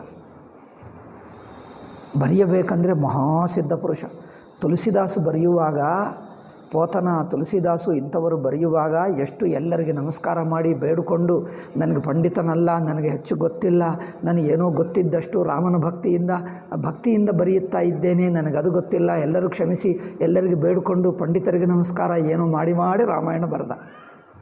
ಯಾಕಂದರೆ ಯಾರ್ಯಾರು ಬರೆದರೆ ಒಪ್ಪುತ್ತಿರಲಿಲ್ಲ. ಅಂದರೆ ವ್ಯರ್ಥ ಮನೋರಂಜನಾ, ವ್ಯರ್ಥ ಗ್ರಂಥಗಳಿಂದ ಸಮಾಜ ಹಾಳಾಗ್ತದೆ. ಈ ಕಾಲದಲ್ಲಿ ಅದೇ ಸಾಹಿತ್ಯ, ಎಲ್ಲರೂ ಓದ್ಕೋ, ಎಲ್ಲರೂ ಬರೆಯೋ. ಸುಮ್ಮನೆ ಕೂತಿದ್ದು ತೋಚಲ್ಲ ಅಂದರೆ ಏನು ಬರೆದು ಬಿಡು ಅಷ್ಟೇ. ಅಲ್ಲವೇ ನಾನು ಕೂತಿದ್ದೆ, ಮೇಲಿನಿಂದ ಶಬ್ದ ಆಗ್ತಾಯಿದೆ, ಇಲ್ಲಿಂದ ಫ್ಯಾನ್ ಬರುತ್ತಾ ಇದೆ, ಇಲ್ಲಿಂದ ಏನೋ ಕಿರ್ಚುತ್ತಾ ಇದ್ದಾರೆ, ಪದ್ಯ ಬರೆದದ್ದು ಪತ್ರಿಕೆಗೆ ಹಾಕಿಬಿಡಿ, ಎಲ್ಲರೂ ಓದ್ತಾರೆ ಅಷ್ಟೇ ಅಲ್ಲವೇ. ಇದರಲ್ಲಿ ಏನರ್ಥ? ಅದು ನೋಡಲಿ, ಶಬ್ದ ಬರ್ತಾ ಇದೆ ಎಂದು ಬರೆಯು, ಸಾಹಿತ್ಯ ಆಗಿಬಿಟ್ಟಿದೆ. ಅದಕ್ಕೋಸ್ಕರ ಎಲ್ಲರಿಗೂ ಆಗಬೇಕು. ಏಕೆ? ಪಂಡಿತರೇ ಏಕೆ ಬರೆಯಬೇಕು? ಬ್ರಾಹ್ಮಣರೇ ಏಕೆ ಬರೆಯಬೇಕು? ನಾವೆಲ್ಲ ಬರೆಯುತ್ತೆ. ಬರೆಯು. ಈಗ ನೋಡಿ, ಯಾರು ಓದುವರು? ಯಾರು? ತುಂಬ ಪುಸ್ತಕಗಳು ಪ್ರಿಂಟ್ ಆಗಿ ಈಗ ಬೇಕೆಂದು ಮನೆಗೆ ತಂದು ಕೊಡ್ತಾ ಇದ್ದೆ. ನಾನು ಬರೆದಿದ್ದೆ, ಓದಿ ಸ್ವಾಮೀಜಿ, ನಾನು ಬರೆದಿದ್ದೆ, ನೀವು ಓದಿದ್ದರೆ ನಮಗೆ ಸಂತೋಷ. ಅವ್ರು ಬಂದು ನಿಮ್ಮನ್ನು ಬೇಡ್ಕೊಳ್ತಾನೆ. ಬರೆದಿರುವರು ನೋಡಿದ್ದೀರಾ? ಅವ್ರು ಬಂದು ಭೇಟಿ ಮಾಡ್ತಾರೆ, ನಮಸ್ಕಾರ ಮಾಡ್ತಾರೆ. ಏನಪ್ಪ ಇಷ್ಟು ದೊಡ್ಡ ನಮಸ್ಕಾರ ಮಾಡ್ತಾ ಇದ್ದಾನೆ ಏಕೆ ಅಂದ್ಕೊಂಡು, ನಾನೊಂದು ಪುಸ್ತಕ ಬರೆದಿದ್ದೆ ಸ್ವಾಮೀಜಿ, ಇದು ಏಕಪ್ಪ ಅಂದರೆ ನನಗೆ ಪುಸ್ತಕ ಬೇರೆ ಅಲ್ಲಲ್ಲ ಫ್ರೀ ಕೊಡ್ತಾ ಇದ್ದೀನಿ ಸ್ವಾಮೀಜಿ. ಅದು ಫ್ರೀ ಏಕೆ ಅಂದರೆ ಅವ್ರದ್ದು ಓದಬೇಕಂತೆ. ಅವರು ತನ್ನ ಹಣ ಖರ್ಚು ಮಾಡಿಕೊಂಡು ಫ್ರೀಯಾಗಿ ಮಾಡಿ ಕೊಟ್ಟ. ಸ್ವಾಮೀಜಿ ತಾವು ಓದಬೇಕು, ಓದಿ ನಿಮ್ಮ ಅಭಿಪ್ರಾಯ ಹೇಳಿ. ಇತ್ತೀಚೆಗೆ ಇನ್ನೇನಾಯಿತು ಗೊತ್ತಾ? ಪುಸ್ತಕ ಬರೆದರೆ ಯಾರೂ ಓದುತ್ತಾನೆ ಇಲ್ಲ, ಅಂಗಡಿಯಲ್ಲಿ ಯಾರೂ ಕೊಂಡ್ಕೊಂಡಲ್ಲ. ಕೊಟ್ಟರೆ ನೋಡ್ತಾರೆ, ಅಲ್ಲಿ ಬಿಸಾಕ್ತಾರೆ. ಯಾಕಂದ್ರೆ ನಿಮ್ಗೆ ಬೇಕಾದಷ್ಟು ಪುಸ್ತಕಗಳು, ನಿಮ್ಮ ಕಸ ಕಡ್ಡಿ ಯಾಕೆ ನಾವು ಓದೋದು, ಟೈಮ್ ವೇಸ್ಟ್ ಏಕೆ ಮಾಡ್ಕೊಂಡು. ಏನು ಹೇಳ್ತಾರೆ ಗೊತ್ತಾ? ಸ್ವಾಮೀಜಿ, ಈ ಪುಸ್ತಕ ನೀವು ಬರೆದು ನೀವು ಓದಿ, ಇದರ ಮೇಲೆ ತಪ್ಪುಗಳಿದ್ದರೆ ತೋರಿಸಿ, ನಿಮ್ಮಂಥವರು ಓದಿದ್ದರೆ ನಾನು ಸರಿ ಮಾಡಿಕೊಳ್ಳಬೇಕೆಂದಿದೆ, ಮತ್ತೆ ಬಂದು ನಾನು ನಿಮ್ಮ ಜೊತೆಗೆ ಮಾತಾಡ್ತೀನಿ ಅಂದು ಕೊಡ್ತಾರೆ. ಅಂದರೆ ಅರ್ಥವೇನು? ನೀವು ಓದಿಸಬೇಕೆನ್ನುವುದು ಈ ಸುಳ್ಳು ನಾಟಕ. ಅಡ್ವರ್ಟೈಸ್ಮೆಂಟ್ ಇರುತ್ತದೆ ನೋಡಿ, ಇದೊಂದು ಅಡ್ವರ್ಟೈಸ್ಮೆಂಟ್ ಇದು. ನನಗದು ಕಳಿಸಿದ್ದಾರೆ ಒಬ್ಬರು. ಕಳಿಸಿಬಿಟ್ಟು ಸ್ವಾಮೀಜಿ ಅವರು ನೀವಂದರೆ ಈಗ ಮೊದಲು ನನ್ನಿಂದ ಪ್ರಶಂಸೆ ಮಾಡ್ತಾರೆ. ನಿಮ್ಮ ಪ್ರವಚನಗಳು ಕೇಳಿದ್ದೆ ಸ್ವಾಮೀಜಿ, ವಿಡಿಯೋದಲ್ಲಿ ಬರುತ್ತವೆ, ನೀವು ಹೊಳ್ಳಿನರಸೀಪುರದಲ್ಲಿ ಇದ್ದೀರಿ ಅಂತ ಕೇಳಿದ್ದೀನಿ, ಸಚ್ಚಿದಾನಂದ ಸ್ವಾಮೀಜಿ ಅಷ್ಟು ದೊಡ್ಡ ಆಶ್ರಮ, ನೀವು ವೇದಾಂತ ಪ್ರವಚನ ಮಾಡ್ತೀರಿ. ಇದೆಲ್ಲ ಸಾಕು, ನನಗೆ ಗೊತ್ತು, ಮೊದಲು ಹೇಳುವ ಏನಿಲ್ಲ. ಅವ್ರ ಪುಸ್ತಕ ಓದಿಸೋಕ್ಕೆ ನನ್ನನ್ನು ಪ್ರಶಂಸೆ ಮಾಡಬೇಕು ಅಲ್ಲ? ಇದಾ ನಾನು ಸಂಸ್ಕೃತ ಓದಿಕೊಂಡಿದ್ದು, ವೇದಾಂತಿನಾಗಿದ್ದು ನಿಮ್ಮ ಪುಸ್ತಕ ಓದುವುದಕ್ಕೆ ಅಲ್ಲ. ಇಲ್ಲದಿದ್ದರೆ ನನಗೆ ಯೋಗ್ಯತೆ ಇಲ್ಲ. ಅವರ ಪುಸ್ತಕ ಓದಿಸುವುದಕ್ಕೆ ನನ್ನ ಗುಣಗಳೆಲ್ಲ ಇಲ್ಲದೆ ಸಲ್ಲದೆ ನನ್ನನ್ನು ಇಂದ್ರಚಂದ್ರ ಎಲ್ಲ ಮಾಡಿಬಿಡ್ತಾರೆ, ಪ್ರಶಂಸೆ ಎಲ್ಲ ಮಾಡ್ತಾರೆ. ಏಕಪ್ಪ ಅಂದರೆ ಇದು ಓದಿದ್ದರೆ ಅವರು ಬಂದು ನಿಮ್ಮ ಜೊತೆಗೆ ಮಾತಾಡ್ತಾರಂತೆ, ಈ ಪುಸ್ತಕ ನೀವು ಓದಿ ಅಂತ. ಓದಿಬಿಟ್ಟು 5 ವರ್ಷ ಆಯಿತು, ಹೆಚ್ಚು 10 ವರ್ಷ ಆಯಿತು, ಈವರೆಗೂ ಬಂದಿಲ್ಲ ಅವನು. ಸುಳ್ಳು ಫೆಲ್ಲೋ. ನನಗೆ ಗೊತ್ತಾಯಿತು, ಸ್ವಲ್ಪ ಮೇಲೆ ಹೋದೆ, ಕಸಗುಂಡಿಗೆ ಹಾಕಿಬಿಟ್ಟೆ. ಅಂದರೆ ಮೋಸ ಮಾಡುವುದು ಹೊಸ. ಎಲ್ಲರೂ ವಿದ್ಯಾವಂತರಾಗುವುದು ಏಕೆ ಅಂದರೆ ಹೆಚ್ಚು ಮೋಸ ಮಾಡು, ಹೆಚ್ಚು ಅಡ್ವರ್ಟೈಸ್ಮೆಂಟ್ ಮಾಡ್ಕೊ. ಎಲ್ಲರೂ ಸಾಹಿತ್ಯಕಾರರು. ಈ ಕಾಲದಲ್ಲಿ 25% ನಿಜವಾದ ಸಾಹಿತ್ಯ, 75 ನಾನ್ಸೆನ್ಸೆ ಅಲ್ಲವೇ? ಅಂಗಡಿಗಳಲ್ಲಿ ಪುಸ್ತಕ ನೋಡಿದ್ದರೆ 75% ನಾನ್ಸೆನ್ಸೆ. ಎಲ್ಲರಿಗೂ ಅಂಗಡಿ ಇದೆ, ಎಲ್ಲರಿಗೂ ಪ್ರಿಂಟಿಂಗ್ ಪ್ರೆಸ್ ಇದೆ, ಎಲ್ಲರಿಗೂ ಹಣ ಇದೆ, ಎಲ್ಲರೂ ಪ್ರಿಂಟ್ ಮಾಡ್ಕೊಳ್ತೀವಿ, ಎಲ್ಲರೂ ವಿದ್ಯಾವಂತರು. 75% ನಾನ್ಸೆನ್ಸೆ. ನ್ಯೂಸ್ ಪೇಪರ್ ಇಲ್ಲಿಗೆ ಬರುತ್ತದೆ, ಅವರೆಲ್ಲರೂ ಬಂದು ಎಲ್ಲ ನೋಡ್ತಾರೆ. ಕೆಲವರು ಅರ್ಧ ಗಂಟೆ ಓದ್ತಾರೆ, ಕೆಲವರು 10 ನಿಮಿಷ ಓದ್ತಾರೆ. ನಾನು ಎಷ್ಟು ಓದ್ತೀನೋ ಗೊತ್ತಾ? ಅರ್ಧ ನಿಮಿಷ ಮೇಲೆ ಇಷ್ಟಿಷ್ಟು ನೋಡಿ ಅರ್ಧ ನಿಮಿಷನೂ ಓದಲ್ಲ ಕೆಲವರು. ಅಲ್ಲಿ ಏನೂ ಇಲ್ಲ. ಬರೀ ಏಕಪ್ಪ ವಿದ್ಯೆ ಎಲ್ಲರಿಗೆ, ಪೂರ್ವ ಕಾಲದಲ್ಲಿ ಬ್ರಾಹ್ಮಣರು ಎಲ್ಲರಿಗೂ ವಿದ್ಯೆ ಕೊಟ್ಟಿಲ್ಲ, ಈಗ ನಾವು ಎಲ್ಲ ವಿದ್ಯಾವಂತ. ಏನು ಸಾಧಿಸಿದ್ಯಪ್ಪ? TV ರಾಜಕಾರಣಿಗಳ ಪ್ರವಚನ ಕೇಳುವುದಕ್ಕೆ, ಅಡ್ವರ್ಟೈಸ್ಮೆಂಟ್ ಕೇಳುವುದಕ್ಕೆ ಇದೇ ಅಲ್ಲವೇ ನೀವು ವಿದ್ಯೆ ಇಲ್ಲ? ಏಕೆ? ಏನು ಉಪಯೋಗವಾಯಿತು ಹೇಳಿ? ರಾಜಕಾರಣಿಗಳ ಪ್ರವಚನ ಕೇಳುವುದಕ್ಕೆ, ಅಡ್ವರ್ಟೈಸ್ಮೆಂಟ್ ಕೇಳುವುದಕ್ಕೆ, ಸಿನಿಮಾ ಡೈಲಾಗ್ಸ್ ಕೇಳುವುದಕ್ಕೆ ಅದೇ ವಿದ್ಯೆದ ಉಪಯೋಗ. ಬೇರೆ ಏನಾದರೂ ಒಂದು ಭಾಗವತ ರಾಮಾಯಣ ಓದುವುದಕ್ಕೆ ನಿಮ್ಮ ವಿದ್ಯೆ? ನಮಗೆ ವಿದ್ಯೆ ಕೊಟ್ಟಿಲ್ಲ ಹೇಳಿದ್ರೆ, ವಿದ್ಯೆ ಕೊಟ್ಟರು ಓಕೆ, ವಿದ್ಯೆ ಓದ್ಕೊಂಡು ಏನು ಮಾಡಿದ್ವಿ? ಓದಿದ್ದೆ ಒಂದು ಸಲ ರಾಮಾಯಣ ಭಾರತ ಪೂರ್ತಿ, ವಾಲ್ಮೀಕಿದು ಒಂದು ಸಲ ನೋಡಿದ್ದೀಯಾ? ಮೊದಲು ಅದು ಹೇಳು, ಓದೋದು ಬಿಡು. ವಾಲ್ಮೀಕಿ ಪುಸ್ತಕ ಆದರೂ ಒಂದು ಸಲ, ನೇರ ವಾಲ್ಮೀಕಿದು ಒಂದು ಸಲ ಆದರೂ ನೋಡಿದ್ದೀಯಾ? ವ್ಯಾಸಂದು ಒಂದು ಸಲ ಭಾಗವತ ನೋಡಿದ್ದೀಯಾ? ನೋಡಲೇ ಇಲ್ಲ ನೀವು ವಿದ್ಯೆ ಏಕಪ್ಪ? ಯಾರಿಗೂ ಉಪಯೋಗ ವಿದ್ಯೆ? ಅಡ್ವರ್ಟೈಸ್ಮೆಂಟ್ಗೋಸ್ಕರಲ್ಲಿ ಸಿನಿಮಾ ಪೋಸ್ಟರ್ ಇಡ್ತಾರೆ ನೋಡಿ, ಅದ ಮೇಲೆ, ಅಥವಾ ಒಂದು ರಾಜಕಾರಣಿಗಳ ಕಟೌಟ್ ಇಡ್ತಾರೆ, ಅದು ನೋಡಲಿಕ್ಕೆ ಅಷ್ಟೇ. ಈ ಇಡಿಯಟ್ಸು ನಿಮಗೆ ವಿದ್ಯೆ ಕೊಟ್ಟಿದ್ದು ತಮ್ಮ ಪ್ರಚಾರಕ್ಕೋಸ್ಕರ. ಅವರು ತಮ್ಮ ಪ್ರಚಾರಕ್ಕೆ ವಿದ್ಯೆ ಕೊಟ್ಟರೆ, ಅಮ್ಮೋ ನಮಗೆ ವಿದ್ಯೆ ಕೊಟ್ಟರು ಬ್ರಿಟಿಷರು, ಅಮ್ಮೋ ನಮಗೆ ರಾಜಕಾರಣಿಗಳು ವಿದ್ಯೆ ಕೊಟ್ಟರು, ಬ್ರಾಹ್ಮಣರು ಕೊಟ್ಟಿಲ್ಲ. ನೋಡಿ, ಅವರು ಕೊಟ್ಟಿರುವ ವಿದ್ಯೆ ನಿಮ್ಮನ್ನು ಫೂಲ್ ಮಾಡಿ ಅವರ ಅಡ್ವರ್ಟೈಸ್ಮೆಂಟ್ ಕೇಳಿಸುವುದಕ್ಕೆ. ನಾವು ಅಡ್ವರ್ಟೈಸ್ಮೆಂಟ್ ಇಲ್ಲ, ಅದಕ್ಕೋಸ್ಕರ ನಾವು ವಿದ್ಯೆ ಬೇಕಾಗಿಲ್ಲ. ಯಾವುದು ಬೇಕೋ ಸದ್ಗುಣ ಅದು ಕಥೆ ರೂಪವಾಗಿ ಹೇಳಿದ್ದಾರೆ. ಕಥೆಗಳು, ಹಾಡುಗಳು, ಕೀರ್ತನೆಗಳು, ಇನ್ನೇನಿತ್ತು, ಗಾದೆಗಳಿತ್ತು. ನಮಗೆ ಮನೆಯಲ್ಲಿದ್ದು ಹಿರಿಯರು ಮಾತಾಡುತ್ತಿದ್ದರೆ ಮಾತಿನಲ್ಲಿ ಗಾದೆ ಹಾಡುತ್ತಿದ್ದರೆ ನೋಡಿದ್ದೀರಾ? ಗಾದೆಗಳು, ಪದ್ಯಗಳು, ವಚನಗಳು, ಕೀರ್ತನಗಳು, ಭಜನಗಳು, ಇದು ಬ್ರಾಹ್ಮಣರು ಹೇಳಿಕೊಟ್ಟಿರುವ ವಿದ್ಯೆ. ಈ ವಿದ್ಯೆ ನಮಗೆ ಬೇಡ. ನಮಗೆ ಓದುವುದು ಬರೆಯುವುದು ಬೇಕು. ಏಕೆ ನಿಮಗೆ ಅಡ್ವರ್ಟೈಸ್ಮೆಂಟ್ ಬೇಕು? ನಾನು ವಿದ್ಯಾವಂತ ಎಂದು ಹೇಳ್ಕೊಳ್ಳಬೇಕು. ನಿಮಗೆ ಓದು ಬರಹ ಕಲಿತುಕೊಂಡು ಏನು ಸಾಧಿಸಿದ್ದಿ? ಅಡ್ವರ್ಟೈಸ್ಮೆಂಟ್ ನೋಡುವುದಕ್ಕೆ, ಅವರ ಪ್ರಶಂಸೆ, ಅವರ ಮೂರ್ಖತನ ಕೇಳುವುದಕ್ಕೆ ಅಲ್ಲವೇ? ಅವರು ಸುಳ್ಳೆಲ್ಲ ಕೇಳುವುದಕ್ಕೆ ನಿಮಗೆ ವಿದ್ಯಾವಂತರು ಮಾಡಿದ್ದಾರೆ. మరి ಬ್ರಾಹ್ಮಣರು ನಮಗೆ ವಿದ್ಯೆ ಹೇಳಿಕೊಟ್ಟಿಲ್ಲ ಎಂದು ಈ ಕಾಲದಲ್ಲಿ ಎಲ್ಲರಿಗೂ ದ್ವೇಷ ಬ್ರಾಹ್ಮಣರ ಮೇಲೆ. ಏಕೆ? ನಮಗೆ ವಿದ್ಯೆ ಕೊಟ್ಟಿಲ್ಲ, ನಮಗೆ ವಿದ್ಯೆ ಕೊಟ್ಟಿಲ್ಲ, ನಮ್ಮನ್ನು ಓದೋಕ್ಕೆ ಬಿಟ್ಟಿಲ್ಲ. ಆಯಿತು, మరి ಇವರು ಕೊಟ್ಟಿರುವ ವಿದ್ಯೆ ಇದೆಯಲ್ಲ, ಇದು ವಿದ್ಯೆ ನಮಗೆ ಬೇಡ. ನೋಡಿ, ವಚನಗಳಿವೆ, ಪದ್ಯಗಳಿವೆ, ಕೀರ್ತನೆಗಳಿವೆ, ಭಜನೆಗಳಿವೆ, ಇದೆಲ್ಲ ನಮಗೆ ಬೇಡ. ನಮ್ಗೆ ಅಡ್ವರ್ಟೈಸ್ಮೆಂಟ್ ವಿದ್ಯಾವಂತರು ಆಗ್ತೀವಿ ನಾವಮ್ಮ. ಎವರೆಸ್ಟ್ ಯಾರು ಹೋಗಿದ್ದರೋ ಅದು ಬೇಕು ನಮಗೆ ವಿದ್ಯೆ. ನೀವು ಹೇಳಿದ್ದೀರಾ ಎವರೆಸ್ಟ್ ಯಾರು ಹೋದರೆ? ನಿಮ್ಮ ಭಾಗವತದಲ್ಲಿ, ರಾಮಾಯಣದಲ್ಲಿದೆಯಾ ಎವರೆಸ್ಟ್ ಎಷ್ಟಿದೆ? ಯಾರು ಫಸ್ಟ್ ಎವರೆಸ್ಟ್ಗೆ ಹೋದರು? ಯಾರು ಫಸ್ಟ್ ಗಿನ್ನಿಸ್ ಬುಕ್ ಹೋದರೆ? ನಿಮ್ಮ ಪುಸ್ತಕದಲ್ಲಿದೆಯಾ? ಭಾಗವತದಲ್ಲಿದೆಯಾ? ರಾಮಾಯಣದಲ್ಲಿದೆಯಾ? ವಾಲ್ಮೀಕಿಗೆ ಗೊತ್ತಿಲ್ಲ. ವಾಲ್ಮೀಕಿ ಗಿನ್ನಿಸ್ ಬುಕ್ ಹತ್ತಲಿಲ್ಲ. ವಾಲ್ಮೀಕಿ ನಮಗೇನು ಹೇಳ್ತಾರೆ? ವಾಲ್ಮೀಕಿ ಗಿನ್ನಿಸ್ ಬುಕ್ ಹತ್ತಿದ್ದನ? ವೇದವ್ಯಾಸ ಹತ್ತಿದ್ದನ? మరి ಏಕೆ? ಈಗ ಹೀಗಾಗಿಬಿಟ್ಟರು. ಈ ಮೂರ್ಖರಿಗೆ ವಿದ್ಯೆ ಬೇಕಂತೆ. ಸಮರ್ಥ ರಾಮದಾಸರು ಒಂದು ಮಾತು ಹೇಳಿದ್ದಾರೆ, ಪಡತ ಮೂರ್ಖಂದು. ಮರಾಠಿಯಲ್ಲಿ ಪಡತ ಮೂರ್ಖ ಅಂದರೆ ಓದಿದ ಮೂರ್ಖ ಎಂದು. ಇವರೆಲ್ಲರನ್ನು ಓದಿರುವ ಮೂರ್ಖರನ್ನು ತಯಾರು ಮಾಡ್ತಾ ಇದ್ದಾರೆ. ಅದರಿಂದ ಯಾರ್ಯಾರೋ ಬರೆಯಬಾರದು. ಬರೆದಿದ್ದು ಒಂದು ನಿಜವಾದ ನಿಗೂಢವಾದ ತತ್ವ ಇರಬೇಕು, ಶಾಶ್ವತ ಮೌಲ್ಯ ಇರುವಂಥದ್ದಿರಬೇಕು. ಅದು ಬರವಣಿಗೆ. ಅದು ಓದಿದ್ದರೆ, ಒಂದು ಸಲ ಬರೆದಿದ್ದರೆ, ವಾಲ್ಮೀಕಿದು ಎಷ್ಟು 1000 ವರ್ಷ ಈಗಲೂ ಓದ್ತಾ ಇದ್ದೀವಿ.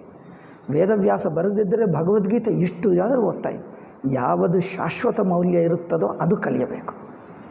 ಅದು ಎಂದಿಗೂ ಅಂಥದ್ದೇ ಪುಸ್ತಕ. ನಿಮಗೆ ಶಾಶ್ವತ ಮೌಲ್ಯವಿರುವಂಥದ್ದು ನೀವು ಬರೆದಿದ್ದರೆ ಅನೇಕ ಶತಮಾನಗಳು ಇಡೀ ಪ್ರಪಂಚ ಓದುವಷ್ಟು ಬರೆಯುವಷ್ಟು ಒಂದು ಪದ್ಯ, ಒಂದು ವಾಕ್ಯ ನಿಮ್ಮ ಹತ್ತಿರ ಇದೆಯಾ? ಆವಾಗ ವಿದ್ಯೆ ಕಲಿತುಕೋ, ಪುಸ್ತಕ ಬರೆಯು, ಒಪ್ಕೊಳ್ತೀವಿ. ಅಂಥದ್ದು ಇದ್ದ ಪುಸ್ತಕ ನಿನಗೆ ಓದೋಕ್ಕೆ ಬರಲ್ಲ, ಓದುವುದೇ ಇಲ್ಲ ನೀನು. ಮತ್ತೆ ಹೇಳ್ತಾರೆ ನಮಗೆ ವಿದ್ಯೆ ಕೊಟ್ಟಿಲ್ಲ, ನಮಗೆ ವಿದ್ಯೆ ಕೊಟ್ಟಿಲ್ಲ. ಏಕಪ್ಪ? ಅಡ್ವರ್ಟೈಸ್ಮೆಂಟ್ ಓದುವುದಕ್ಕೆ, ರಾಜಕಾರಣಿಗಳ ಪ್ರಶಂಸಾ, ಈ ರಾಜಕಾರಣಿಗಳ ಹಾಡುಗಳು ಹಾಡುವುದಕ್ಕೆ. ಏನಪ್ಪ, ಓಟ್ ಹಾಕಿ ಒಂದು ಹಾಡು ಮಾಡಿದ್ದಾರೆ ಗೊತ್ತಾ? ಅವರೊಂದು ಎಲೆಕ್ಷನ್ ಟೈಮ್ನಲ್ಲಿ ಇರಬೇಕು, ಜೋರಾಗಿ ಮೈಕ್ನಲ್ಲಿಟ್ಟು ಓಟ್ ಹಾಕಿ ಅಂತ ಹಾಡ್ತಾ ಇದ್ದಾರೆ.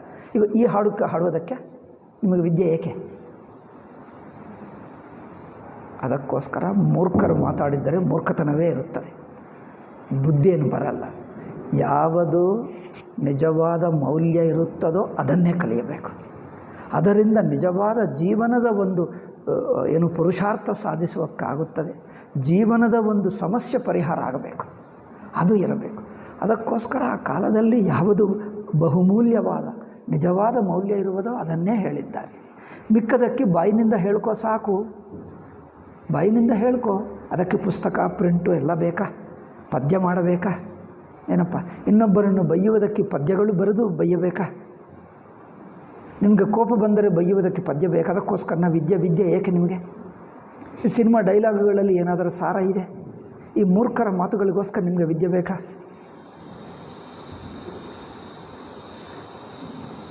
ಒಂದು ಸೈಡು ವಿದ್ಯೆ ಕೊಟ್ಟಿಲ್ಲ ಹೇಳ್ತಾರೆ, ಮತ್ತು ಇನ್ನೊಂದು ಸೈಡು ವಿದ್ಯಾ ಗ್ರಂಥಗಳೆಲ್ಲ ಆಡು ಭಾಷೆ ಆಗಿಬಿಟ್ಟಿದೆ, ಸಾಹಿತ್ಯ ಭಾಷೆನೇ ಇಲ್ಲ. ಈ ಕಾಲದಲ್ಲಿ ಸಾಹಿತ್ಯ ಭಾಷೆ ಒಂದು ಪುಸ್ತಕ ಇದೆಯಾ? ಎಲ್ಲ ನಾವು ಮಾತಾಡುವ ಭಾಷೆನೇ. మరి ಮಾತಾಡುವ ಭಾಷೆಗೆ ವಿದ್ಯೆ ಏಕಪ್ಪ? ಮಾತಾಡುವ ಭಾಷೆಗೆ ಮಾತಾಡಿದರೆ ಸಾಕು. ಇದು ಎಲ್ಲರಿಗೂ ಅರ್ಥವ? ಯಾವುದೇ ಡಿಕ್ಷನರಿ ನೋಡಬೇಕಾಗಿಲ್ಲ, ಒಂದು ಸಾಹಿತ್ಯ ಗ್ರಂಥ ಓದಬೇಕಾಗಿಲ್ಲ, ಒಂದು ಆಳವಾದ ವಿಷಯವೂ ಅದು ಮತ್ತೇನು ಹೇಳ್ತಾರೆ? ವಿದ್ಯೆಯು ಆಳವಾದ ಭಾಷೆಯಲ್ಲಿರಬಾರದು, ಮೇಲೆ ಮಾತೇ ಇರಬೇಕು. ಮೇಲೆ ಲೌಕಿಕರು ಆಡು ಭಾಷೆನೇ ಇರಬೇಕು. ಆಡು ಭಾಷೆಯಲ್ಲಿ ಬರೆದಿದ್ದರೆ మరి ವಿದ್ಯೆ ಏಕೆ ನಿಮಗೆ? ಆಡುಭಾಷೆ ಎಲ್ಲರಿಗೂ ಬರ್ತದಲ್ಲ, ಸಾಕು. ಎಲ್ಲವೂ ಸುಮ್ಮನೆ ಬಯ್ಯಬೇಕು. ಕ್ರಿಸ್ತು ಮಿಷನರಿಗಳು ನಮಗೆ ಭಾರತೀಯರನ್ನು ಹೇಗೆ ಬಯ್ಯಬೇಕು ಹೇಳಿಕೊಟ್ರು. ಅದೇ ವಿದ್ಯೆ ನಮಗೆ. ಶಾಲೆ ವಿದ್ಯೆ ಅಂದರೆ ನೆಹರು ಅದೇ ವಿದ್ಯೆಯನ್ನು ಉಳಿಸ್ಕೊಂಡ. ಬ್ರಿಟಿಷರು ನಮ್ಮನ್ನು ಬಯ್ಯುವ ವಿದ್ಯೆಯನ್ನೇ ನೆಹರು ಉಳಿಸ್ಕೊಂಡ. ಇಂದಿರಾ ಗಾಂಧಿ ಗಟ್ಟಿಗೊಳಿಸಿದ. ಈಗ ನಂತರ ಈಗಲೂ ಅದೇ ಮುಂದುವರಿಯುತ್ತಾ ಇದೆ. ನಮ್ಮನ್ನು ಬಯ್ಯುವ ನಮ್ಮ ಶತ್ರುಗಳು ದುಷ್ಟರು ಬರೆದಿರುವ ವಿದ್ಯೆಯನ್ನೇ ಇಟ್ಕೊಂಡಿದ್ದರು, ಅದನ್ನೇ ವಿದ್ಯೆ ಹೇಳುತ್ತಿದ್ದರು. ಅದಕ್ಕೋಸ್ಕರ ನಮ್ಮ ಭಾರತೀಯ ಸಾಹಿತ್ಯ ಬರೆದವರಿಗೆ ಯಾರಿಗೂ ಬೆಲೆ ಇಲ್ಲ. ಆಯಿತು ನೋಡಿ. ಸೊ ಅವಸ್ಥಾತ್ರಯವನ್ನು ನೋಡುತ್ತಿರುವ ಆತ್ಮನು ಅಥವಾ ಜಿಜ್ಞಾಸುವಿನ ಸ್ವರೂಪವು ಹಿಂದೆ ನಾವು ಹೇಳಿರುವ ವಿಷಯ ವಿಭಾಗವನ್ನು ಮನಸ್ಸಿಗೆ ತಂದುಕೊಂಡರೆ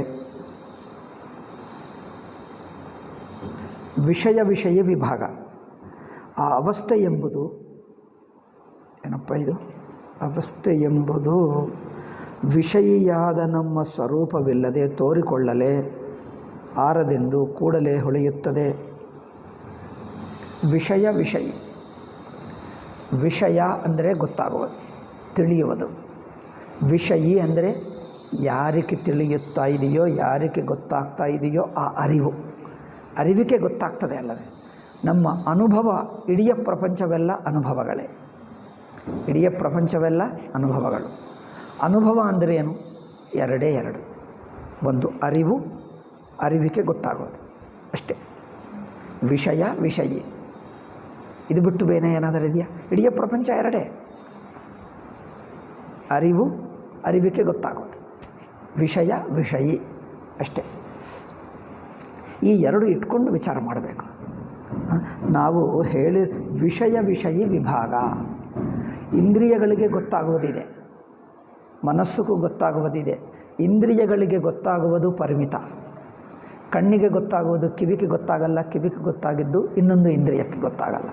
ಪ್ರತಿಯೊಂದು ಇಂದ್ರಿಯದ್ದು ಪರಿಮಿತವಾಗ್ತದೆ. ಮನಸ್ಸಿನಿಂದ ಗೊತ್ತಾಗುವುದು ಸ್ವಲ್ಪ ವ್ಯಾಪಕ ಇದೆ. ಇಂದ್ರಿಯಗಳಿಗಿಂತ ಹೆಚ್ಚು ಮನಸ್ಸಿಗೆ ಗೊತ್ತು. ಅದು ಹೇಗೆ? 5 ಇಂದ್ರಿಯಗಳದ್ದು ಮನಸ್ಸಿಗೆ ಗೊತ್ತಾಗ್ತದೆ. 5 ಇಂದ್ರಿಯಗಳಿಂದ ಬರುವ ವಿಷಯ ಮನಸ್ಸಿಗೆ ಗೊತ್ತಾಗ್ತದೆ. ಬಟ್ ಮನಸ್ಸಿಗಿಂತ ಹೆಚ್ಚಿಂದಿದೆಯೇನು? ಅದು ಆಧ್ಯಾತ್ಮಿಕ ಶಾಸ್ತ್ರವೇ ಬೇಕು. ಮನಸ್ಸುಕ್ಕಿಂತ ಹೆಚ್ಚಿನ ಒಂದು ಮಟ್ಟ ಇದೆ. ಇಂದ್ರಿಯಗಳಿಂದ ಗೊತ್ತಾಗುವುದು, ಮನಸ್ಸಿನಿಂದ ಗೊತ್ತಾಗುವುದು, ಇದನ್ನು ದಾಟಿ ಗೊತ್ತು ಮಾಡಿಕೊಳ್ಳುವಂಥದ್ದು ಒಂದಿದೆ. ಅದು ಸಾಕ್ಷಿ, ಅದು ಅರಿವು. ಆ ಅರಿವಿಗೆ ಇಡೀ ಅವಸ್ಥೆ ಗೊತ್ತಾಗ್ತಾ ಇದೆ. ಇಂದ್ರಿಯಕ್ಕೆ ಇಡೀ ಅವಸ್ಥೆ ಗೊತ್ತಾಗ್ತದ? ಅಲ್ಲ. ಮನಸ್ಸಿಗೆ ಗೊತ್ತಾಗ್ತದ? ಅಲ್ಲ. ಇಂದ್ರಿಯಗಳಿಗೆ ಅವಸ್ಥೆ ಒಳಗಿನ ಪದಾರ್ಥಗಳು ಗೊತ್ತಾಗ್ತವೆ. ಮನಸ್ಸಿಗೆ ಎರಡು ಬಗೆ ಇದೆ. ಒಂದು ವ್ಯಷ್ಟಿ ಮನಸ್ಸು, ಸಮಷ್ಟಿ ಮನಸ್ಸು. ವ್ಯಷ್ಟಿ ಮನಸ್ಸಿಗೆ ಅವಸ್ಥೆ ಒಳಗಿನ ಕೆಲವು ವ್ಯಾಪಕ ವಸ್ತುಗಳು ಗೊತ್ತಾಗ್ತವೆ. ಈಗ ಒಟ್ಟು ಅವಸ್ಥೆ ಮನಸ್ಸಿಗೂ ಗೊತ್ತಾಗ್ತದೆ. ಈಗ ಅವಸ್ಥೆಯನ್ನು ದಾಟಿರುವುದು, ಮನಸ್ಸನ್ನು ದಾಟಿರುವ ಸಾಕ್ಷಿಗೆ ಗೊತ್ತಾಗ್ತದೆ. ಒಟ್ಟು ಅವಸ್ಥೆ ಗೊತ್ತಾಗ್ತದೆ, ಅವಸ್ಥೆಗಳನ್ನು ದಾಟುವುದು ಗೊತ್ತಾಗ್ತದೆ, ಅದು ಸಾಕ್ಷಿಗೆ ಗೊತ್ತಾಗ್ತದೆ. ಆದ್ದರಿಂದ ವಿಷಯಿಯಾದ ನಮ್ಮ ಸ್ವರೂಪವಿಲ್ಲದೆ ಯಾವುದೇ ಗೊತ್ತಾಗಲಿ, ನಮ್ಮ ಇಡೀ ಪ್ರಪಂಚವೆಲ್ಲ, ಇಡೀ ಜೀವನವೆಲ್ಲ ಏನು ಅಂದರೆ ತಿಳ್ಕೊಳ್ತಾ ಇರುವುದೇ ಜೀವನ. ಜೀವನ ಅಂದರೆ ಏನು? ಲೈಫ್ ಅಂದರೆ ಏನು? ಲೈಫ್ ಅಂದರೆ ಏನು ಅಂದರೆ ಲೈಫಲ್ಲೇ ಕುರ್ಚಿ ಮೇಲೆ ಕೂತಿರುವುದು, ಹೊರಗೆ ಹೋಗೋದು, ಸ್ಕೂಟ್ರ್ ಹತ್ತಿ ಅಲ್ಲೆಲ್ಲ ತಿರುಗಿ ಬರುವುದು, ಪಾರ್ಕಿಗೆ ಹೋಗೋದು, ಸಿನಿಮಾ ನೋಡುವುದು, ಹೋಟೆಲ್ಗೆ ಹೋಗಿ ಅವ್ರು ಕೊಟ್ಟಿರುವಂಥ ಕೊಳೆ ಆಹಾರ ತಿಂದು ಬರುವುದು, ಅದೇ ಅಲ್ಲವೇ? ಏನಾದರೂ ಇದೆಯಾ? మరి ಇದೇನ ಜೀವನ ಅಂದರೆ? ಜೀವನ ಅಂದರೆ ಅರಿತುಕೊಳ್ತಾ ಇರುವುದೇ. ಎಲ್ಲ ಅನುಭವಗಳಲ್ಲೂ ಅರಿವಿನ ಒಳಗೆ ಬಂದುಬಿಟ್ಟಿವೆ. ಪಂಚೇಂದ್ರಿಯಗಳಿಂದ, ಮನಸ್ಸಿನಿಂದ ಗೊತ್ತಾಗುವಂಥ ಸುಖ ದುಃಖ ಲಾಭ ನಷ್ಟ ಮಾನ ಅವಮಾನ ಬಗೆ ಅನುಭವಗಳೆಲ್ಲ ಗೊತ್ತಾಗ್ತಾ ಇವೆ. ಅಂದರೆ ತಿಳ್ಕೊಳ್ಳುವ ಅರಿವಿದೆ, ಅರಿವಿಗೂ ಗೊತ್ತಾಗುವುದಿದೆ. ಈ ಅರಿವಿನಿಂದ ತಿಳ್ಕೊಳ್ಳುವುದೇ ಜೀವನದ ಸಾರ, ಜೀವನದ ಮೂಲ ಅಲ್ಲವೇ? ಅದೇ ಅನುಭವ ಅಂದರೆ ಏನು? ಅರಿವಿಗೆ ಗೊತ್ತಾಗ್ತಾ ಇದೆ. మరి ಜೀವನದ ಮೂಲ ವಸ್ತುವೇನು ಅಂದರೆ ಅರಿವಿನಿಂದಲೇ ಗೊತ್ತಾಗ್ತಾ ಇದೆ. ಆಗೋದೆಲ್ಲ ಇದೆ, ಇದು ಬಿಟ್ಟು ಬೇರೆ ಏನಾಗಲ್ಲ. ಜೀವನ ಅಂದರೆ ಏನು? ಕುರ್ಚಿಗೆ ಜೀವನ ಇದೆಯಾ? ಟೇಬಲ್ಗಿದೆಯಾ? ಪುಸ್ತಕಕ್ಕಿದೆ? ಗೋಡೆಗಿದೆಯಾ? మరి ಯಾರಿಗಿದೆ? ಪ್ರಾಣವಿರುವ ವ್ಯಕ್ತಿಗೆ. ಪ್ರಾಣವಿರುವ ಜೀವನಿಗೆ ಇದೆ, ಜಡವಸ್ತುಕ್ಕಿಲ್ಲ. మరి ಜಡವಸ್ತುಕ್ಕೆ ಜೀವನಿಗೆ ವ್ಯತ್ಯಾಸವೆಲ್ಲಿ? ಅರಿವಿನಲ್ಲೇ. ಅರಿವು ಬಿಟ್ಟರೆ ಬೇರೆ ಏನೆಲ್ಲಿ? ಎಲ್ಲ ಅರಿತುಕೊಳ್ಳುವ ಸಾಮರ್ಥ್ಯವೇ, ಎಲ್ಲವೂ ಗೊತ್ತಾಗುತ್ತದೆ. ಆ ಅರಿವೇ. ಅದರಿಂದ ಜೀವನದ ಮುಖ್ಯ ಅಂಶ ಏನೆಂದರೆ ಅರಿತುಕೊಳ್ಳುವುದು ಅರಿವು. ಅದರಿಂದ ನೋಡಿ, ಈ ಅರಿವೆಂಬುದು ನಮ್ಮಲ್ಲಿ ಇಲ್ಲದಿದ್ದರೆ ಯಾವುದೂ ಗೊತ್ತಾಗ್ತಿರಲಿಲ್ಲ. ಸುಖವಾಗಲಿ ದುಃಖವಾಗಲಿ, ಮಾನವಾಗಲಿ ಅಪಮಾನವಾಗಲಿ, ಒಳ್ಳೆಯದಾಗಲಿ ಕೆಟ್ಟದಾಗಲಿ, ಅದೇನು ಮಾನಾಪಮಾನ ಯೋಸ್ತುಲ್ಯೋ ಮಿತ್ರಾರಿ ಪಕ್ಷಯೋ ಭಗವದ್ಗೀತೆಯಲ್ಲಿ ಹೇಳಿದ ಹಾಗೆ ಜಯ ಅಪಜಯ, ಸುಖ ದುಃಖ, ಮಾನ ಅಪಮಾನ ಮುಂತಾದ ಬಗೆ ಬಗೆಯಾದ ಅನುಭವಗಳೆಲ್ಲ ಅರಿವಿನಿಂದಲೇ. ಅರಿವಿಲ್ಲದಿದ್ದರೆ ಜೀವನವೇ ಇಲ್ಲ. ಬರೀ ಜೀವನದ ಮುಖ್ಯ ಏನು, ಆಧಾರವೇನು? ಅರಿವೇ. ಇದು ನೋಡಿ, ಇದು ನಮ್ಮ ಶಾಸ್ತ್ರದಲ್ಲೇ ಕಂಡು ಬರ್ತದೆ. ಇದು ಭಾರತೀಯ ಶಾಸ್ತ್ರ ಪ್ರಪಂಚದಲ್ಲಿ ಮುಖ್ಯವಾಗಿ ಅಮೆರಿಕ ಅಂತ ದೊಡ್ಡ ದೊಡ್ಡ ಯುರೋಪು, ಈವನ್ ಗ್ರೀಕು, ಆ ಕಾಲದಲ್ಲಿರುವಂಥ ಎಲ್ಲವೂ ಈ ಅರಿವನ್ನು ಬಿಟ್ಟು ಮಿಕ್ಕದೆಲ್ಲ ಮಾತಾಡಿದ್ದಾರೆ. ಎಲ್ಲ ಮಾತಾಡಿದರೆ ಇಷ್ಟಿಷ್ಟು ದಪ್ಪ ಪುಸ್ತಕಗಳು. ಅರಿವಿಗೂ ಪ್ರಸಕ್ತೇ ಇಲ್ಲ, ಅರಿವು ಮಾತಾಡೋದೇ ಇಲ್ಲ. ನಿಮ್ಮ ಸೈನ್ಸ್ ಎಲ್ಲ ಇಷ್ಟೆಲ್ಲ ಸೈನ್ಸ್ ಓದ್ತೀವಿ, ಅದರಲ್ಲಿ ಅರಿವು ಗುರುತು ಬರ್ತದೆ? ಸೈನ್ಸ್ ಎಲ್ಲ ಇಷ್ಟೆಲ್ಲ ಓದ್ತಿರಲ್ಲ, ಅದರಲ್ಲಿ ನೀವು ಇಷ್ಟೆಲ್ಲ ದೊಡ್ಡ ದೊಡ್ಡ ಡಿಗ್ರಿಗಳು ಓದಿದ್ದೀರಿ. ಅರಿವು ಏನು ತಿಳ್ಕೊಳ್ತದೆ, ಅರಿವಂದರೆ ಏನು, ಅರಿವಿಗೆ ಎಲ್ಲ ಗೊತ್ತಾಗ್ತದೆ. ಅರಿವಿನ ಕುರಿತು ಎಲ್ಲಿಯಾದರೂ ಒಂದು ಮಾತಿದೆಯಾ? ಚರ್ಚೆನೇ ಇಲ್ಲ, ವಿಷಯವೇ ಇಲ್ಲ. ಅದು ಮಾತಾಡುವವರಿಲ್ಲ, ಕೇಳುವವರಿಲ್ಲ. ನಿಮ್ಮಲ್ಲಿ ಜೀವನಕ್ಕೆ ಸಂಬಂಧವಿಲ್ಲದೆ ಇದೇನು ಸಬ್ಜೆಕ್ಟ್, ಇದೇನು ವಿದ್ಯೆ? ಜೀವನಕ್ಕೆ ಸಂಬಂಧವಿಲ್ಲ, ನಮಗೆ ಸಂಬಂಧವಿಲ್ಲದೆ ಇದೇನು ವಿದ್ಯಪ್ಪ? ನೀವು ಬೈಬಲ್ ಕುರಾನ್ಗಳು ನೋಡಿ, ಇಸ್ಲಾಂ ಕ್ರೈಸ್ತ ಮತಗಳು, ಒಬ್ಬನ ದೇವರಿದ್ದಾನೆ, ಮೇಲೆ ಇದ್ದಾನೆ, ಅಲ್ಲಿಂದ ಜಗತ್ತು ಸೃಷ್ಟಿ ಮಾಡಿದ, ಅವನು ಹೀಗೆ ಮಾಡಿದ, ಹೀಗೆ ಹೇಳಿದ, ನಿಮ್ಮನ್ನು ಹೀಗೆ ಇದು ಮಾಡುವುದಕ್ಕೆ ಹೇಳಿದ, ಅದು ಮಾಡಬೇಕಂತೆ, ಇದು ಮಾಡಬೇಕಂತೆ, ಅವನನ್ನೇ ಒಪ್ಪಬೇಕಂತೆ, ಇಲ್ಲದಿದ್ದರೆ ನಿಮಗೆ ನರಕಕ್ಕೆ ಕಳಿಸ್ತಾನೆ. ಇದೇ ಮಾತುಗಳೇ ಹೊರತು ನಾನು ಯಾರು ನನಗೆ ಈ ಮಾತೇ ಇಲ್ಲ. ಓಲ್ ಬೈಬಲ್ ಮೊದಲಿನಿಂದ ನೀವು 100 ಸಲ ಓದು, ಒಂದು ಮಾತು ಕಂಡು ಬರಲ್ಲ. ಅಲ್ಲಿ ಆತ್ಮ ವಿಷಯವೇ ಇಲ್ಲ, ಕುರಾನ್ನಲ್ಲಿಲ್ಲ. ಅವರಿಗೆಲ್ಲ 3 ಜನ್ಮ ಎತ್ತಿದ್ದರೆ ಅವರಿಗೆ ಬರಲ್ಲ. ಅವರು ಪ್ರವಾದಿಗಳಿಗೆ ಯೇಸುಗೆ 3 ಜನ್ಮ ಅಲ್ಲ 100 ಜನ್ಮ ಎತ್ತಿದ್ದರೂ ಅವ್ರಿಗೆ ಅರ್ಥವಾಗಲ್ಲ. ಯಾಕಂದರೆ ಅಲ್ಲಿ ಇಲ್ಲವೇ ಇಲ್ಲ. ಅವ್ರಿಗೆ ಗೊತ್ತಿದ್ದೆಲ್ಲ ಲೌಕಿಕ ವಿಷಯವೇ. ಅವ್ರಿಗೇನು ಬರ್ತದೆ? ಜೀವನದ ತತ್ವವೇನು ಎನ್ನುವುದಲ್ಲಿ ವಿಷಯವೇ ಇಲ್ಲ. ಜೀವನ ತತ್ವ ಇದು ಅನುಭವ, ಬಗೆ ಬಗೆಯ ಅನುಭವಗಳು. ಈ ಅನುಭವಗಳೆಲ್ಲ ಮುಖ್ಯ ಅನುಭವ ಏನು? ಸಾರಭೂತ ಅನುಭವ ಅರಿವೇ. ಹೀಗೆ ನೋಡು, ಪ್ರಪಂಚವೆಲ್ಲ ಅನುಭವಗಳೇ. ಎಲ್ಲಿಂದ ಶುರು ಮಾಡ್ತೀರಿ? ಪ್ರಪಂಚವೆಲ್ಲ ಏನೇ ಇರಲಿ, ಎಲ್ಲ ಪ್ರಪಂಚಗಳು ಬಗೆ ಬಗೆ ಎಲ್ಲವೂ ಅನುಭವಗಳೇ. ಅನುಭವಗಳ ಎಲ್ಲ ಸಾರ ಒಂದೇ ಅನುಭವ, ಅರಿವು ಎಂಬ ಅನುಭವ. ಅರಿವಿನಿಂದಲೇ ಎಲ್ಲ ಗೊತ್ತಾಗ್ತಾ ಇದೆ. ಈ ಅರಿವಿಗೆ ಗೊತ್ತಾಗುವುದೇ ಅನುಭವ. ನೀವು ಜೀವಿಸುತ್ತಾ ಇದ್ದೀರಿ, ಬದುಕಿದ್ದೀರಿ ಎಂದು ಏನಾಗ್ತಾ ಇದೆ? ಅರಿವಿಗೂ ಗೊತ್ತಾಗ್ತಾ ಇದೆ. ಬಗೆ ಬಗೆಯ ಅನುಭವಗಳಾಗ್ತಾ ಇವೆ. ಎಲ್ಲ ಅನುಭವಗಳಲ್ಲಿ ಮೂಲ ಅನುಭವ ಯಾವುದು? ಸಾರಭೂತ ಅನುಭವ ಯಾವುದು? ಯಾವ ಒಂದು ಅನುಭವ ಪಡ್ಕೊಂಡರೆ ಎಲ್ಲ ಅನುಭವಗಳು ಅದರಲ್ಲಿ ಅಡಕವಾಗಿವೆ. ಒಂದು ಗ್ರ್ಯಾಂಡ್ ಅನುಭವ, ದೊಡ್ಡ ಅನುಭವ, ವ್ಯಾಪಕ ಅನುಭವ ಒಂದು ಪಡ್ಕೊಂಡರೆ, ಆ ಒಂದು ಅನುಭವವನ್ನು ಅನುಭವಿಸಿದ್ದರೆ, ಒಂದು ಅನುಭವವನ್ನು ಜೀವಿಸಿದ್ದರೆ, ಮಿಕ್ಕ ಅನುಭವಗಳು, ಮಿಕ್ಕ ಜೀವನಗಳೆಲ್ಲ ಅದರಲ್ಲಿ ಅಡಕವಾಗಿವೆ. ಇದು ನಮ್ಮ ಶಾಸ್ತ್ರ. ನೀವು ಓದಿಬೇಡಿ. ನೀವು ಶಾಲೆಯಲ್ಲಿ ಓದಿರುವಾಗ ಪರೀಕ್ಷಾ ಪಾಸ್ ಮಾಡುವುದಕ್ಕೆ ಓದಿದ್ದೀರಿ. ಈಗ ನಿಮ್ಮ ಶಾಲೆ ಪುಸ್ತಕಗಳು ತೊಗೊಂಡುಬಿಟ್ಟು ಮತ್ತೊಂದು ಸಲ ಓದಿ. ಈಗ ನಾವು ಹೇಳಿರುವಂಥ ಜೀವನ ಅಂದರೆ ಏನು, ಜೀವನದಲ್ಲಿರುವ ಅನುಭವ, ಅನುಭವದ ಸಾರ, ವ್ಯಾಪಕ ಅನುಭವ, ಪೂರ್ಣ ಅನುಭವ, ಅಖಂಡ ಅನುಭವ, ಮೂಲ ಅನುಭವ ಕುರಿತು ಒಂದು ಮಾತಾದರಿದೆಯಾ? ನೀವು BA BSc MA MSc ಎಲ್ಲ ಡಿಗ್ರಿಗಳು, ಇಂಜಿನಿಯರ್ಗಳು, IITಗಳು, ಅದೇನು ಕಂಪ್ಯೂಟರ್ಗಳು ಎಲ್ಲ ಓದಿ ಬನ್ನಿ ಹೇಳಿ, ಅಥವಾ ಓದಿದರನ್ನು ಕೇಳಿ. ಅವ್ರು ಹೇಳ್ತಾರೆ ನಾನು IIT IIM ಇನ್ನು IIT ಇನ್ನು IAS IIP ಏನೋ ಹೇಳ್ಬೋದು. ಅವ್ರು ಕೇಳಿ, ಅದರಲ್ಲಿ ನಿಮ್ಮ ಆತ್ಮ ಕುರಿತಿದೆಯಾ ಕೇಳು. ಅವ್ರು ಹೇಳ್ತಾರೆ ಆತ್ಮ ಅಂದರೆ ಏನು ಅಂತ ಹೇಳ್ತಾರೆ. ಓ, ನೀವು ಆತ್ಮನೇ ಗೊತ್ತಿಲ್ಲವ? ಬನ್ನಿ, ಏನಪ್ಪ ಇಷ್ಟು ದೊಡ್ಡ ವಿದ್ಯೆ ಅಂದರೆ? ಓ, ನಿಮಗೇನು ಗೊತ್ತು, ನಮ್ಮ ಕಂಪ್ಯೂಟರ್ ಹೀಗಿದೆ, ಕಂಪ್ಯೂಟರ್ ನೋಡ್ತಾ ಇದ್ದರೆ ನೀವು ಅಮೆರಿಕ ಕಂಡು ಬರ್ತದೆ. ಅಷ್ಟೇ, ನೋಡಿ, ಅಮೆರಿಕನೂ ಅನಾತ್ಮನೇ, ಅದಾದ ಮಾತ್ರ ಆತ್ಮ ಅಲ್ಲ. ಅಮೆರಿಕ ಅನಾತ್ಮನೇ, ನಿಮ್ಮ ಕಂಪ್ಯೂಟರ್ ಅನಾತ್ಮನೇ. ಆತ್ಮ ಕುರಿತಿಲ್ಲ. ಅಂದರೆ ತನ್ನ ಸ್ವರೂಪ, ತನ್ನ ಅನುಭವವನ್ನು ಬಿಟ್ಟು ಮಿಕ್ಕ ಎಲ್ಲದು ಹೇಳ್ತದೆ. ಮತ್ತು ಅದು ವಿದ್ಯಾವಂತರಂತೆ, ಎಲ್ಲರಿಗೂ ವಿದ್ಯೆ ಕೊಟ್ಟಿದ್ದೇವೆ. ಎಲ್ಲರಿಗೂ ವಿದ್ಯೆ ಕೊಟ್ಟು ಏನು ಕೊಟ್ಟಿದ್ದೀರಿ? ಅದು ಏನು ವಿದ್ಯೆಪ್ಪ? ಯಾರಿಗೂ ಉಪಯೋಗ? ಅದು ಎಲ್ಲರನ್ನೂ ಗುಲಾಮರು ಮಾಡಿಟ್ಟಿದ್ದೀರಿ ಅಷ್ಟೇ. ಎಲ್ಲಮ್ಮರು ತನಗೆ ಸುಖ ಸಮಾಧಾನವಿಲ್ಲ, ಇನ್ನೊಬ್ಬರಿಗೂ ಇಲ್ಲ. ಎಲ್ಲರನ್ನೂ ಗುಲಾಮ್ ಮಾಡಿಟ್ಟಿದ್ದೀರಿ. ಆದ್ದರಿಂದ ನೋಡಿ, ತನ್ನ ಇಡೀ ಪ್ರಪಂಚದ ಮೂಲ ಅನುಭವಗಳು, ಅನುಭವಗಳದ ಮೂಲಾನುಭವ, ವ್ಯಾಪಕಾನುಭವ ಅರಿವೇ. ಅರಿವಿನಿಂದಲೇ ಎಲ್ಲ ಗೊತ್ತಾಗ್ತದೆ. ಆ ಅರಿವಿನ ತತ್ವವೇನು, ಅರಿವಿನ ಸ್ವರೂಪವೇನು ಅದು ತಿಳ್ಕೊಂಡರೆ ಎಲ್ಲ ಅನುಭವಗಳು ಅದರಲ್ಲಿ ಅಡಕವಾಗ್ತವೆ. ಇಡೀ ಪ್ರಪಂಚ ಒಟ್ಟಿಗೆ ಜೀವಿದಂತೆ, ಒಂದು ಪ್ರಪಂಚ ಅಲ್ಲ, ಇಂಥದ್ದು 100 ಪ್ರಪಂಚಗಳೆಲ್ಲ ಒಟ್ಟಿಗೆ ಅನುಭವಿಸಿದಂತೆ ಆಗ್ತದೆ.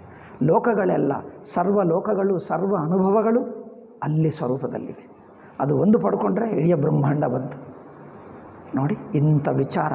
ಒಬ್ಬ ವಿದೇಶಿಯನ್ನು ಹೇಳ್ತಾನೆ, ನಾವು ಯುರೋಪ್ ಜನರು, ಅಮೆರಿಕ ಜನರು, ಇಂಗ್ಲೆಂಡ್ ಜನರೆಲ್ಲ ನಾವೇ ವಿದ್ಯಾವಂತರು, ನಾವೇ ಬುದ್ಧಿವಂತರು, ನಾವು ದೊಡ್ಡವರು ಎಂದು ಅವರನ್ನು ಮಹಾಮೇಧಾವಿಗಳು, ಇಂಗ್ಲೆಂಡಿನಲ್ಲಿ ಯುರೋಪ್ನಲ್ಲಿ ಮಹಾಮೇಧಾವಿಗಳಂತ ಅಂದ್ಕೊಳ್ಳುವವರು ಭಾರತ ಮೇಧಾವಿಗಳು ನೋಡಿದ್ದರೆ ಅವರೇನು ಹೇಳ್ತಾರೆ. ಒಬ್ಬನು ಹೇಳಿದ, ಭಾರತೀಯ ಮೇಧಾವಿಗಳು, ವಿದ್ವಾಂಸರು, ಮಹನೀಯರು, ಋಷಿಗಳು ಅವರು ಬರೆದಿರುವ ಪುಸ್ತಕಗಳು ಎಷ್ಟು ಅದ್ಭುತವಾಗಿವೆ, ಎಷ್ಟು ಆಳವಾಗಿದೆ ಅಂದರೆ, ಅವರು ಪುಸ್ತಕಗಳು ಓದಿದ ನಂತರ ನಮ್ಮ ಯುರೋಪು, ಇಂಗ್ಲೆಂಡಿನಲ್ಲಿ ಅತ್ಯಂತ ಮೇಧಾವಿ ಎನ್ನುವವನು ಮಕ್ಕಳ ಹಾಗೆ ಕಂಡು ಬರ್ತಾರೆ ಅಂತ ಹೇಳ್ತಾರೆ.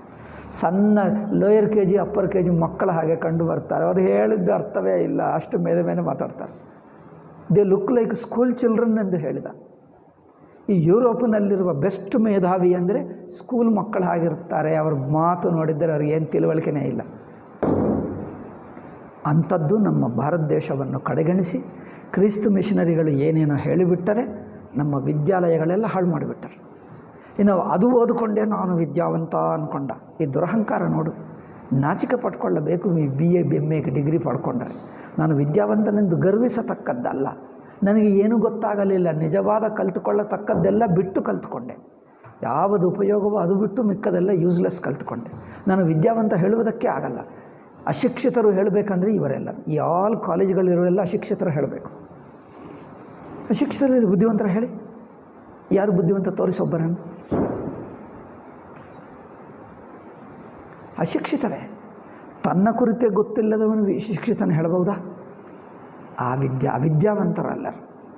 ಆದ್ದರಿಂದ ಇಲ್ಲಿ ಹೇಳಿ, ನಿಜವಾದ ಜೀವನದ ಸಾರ ನಮ್ಮ ವಿಷಯಿಯಾದ ನಮ್ಮ ಸ್ವರೂಪವಿಲ್ಲದೆ ತೋರುಕೊಳ್ಳಲೇ ಆರದೆಂದು ಕೂಡಲೇ ತಿಳಿಯುತ್ತದೆ.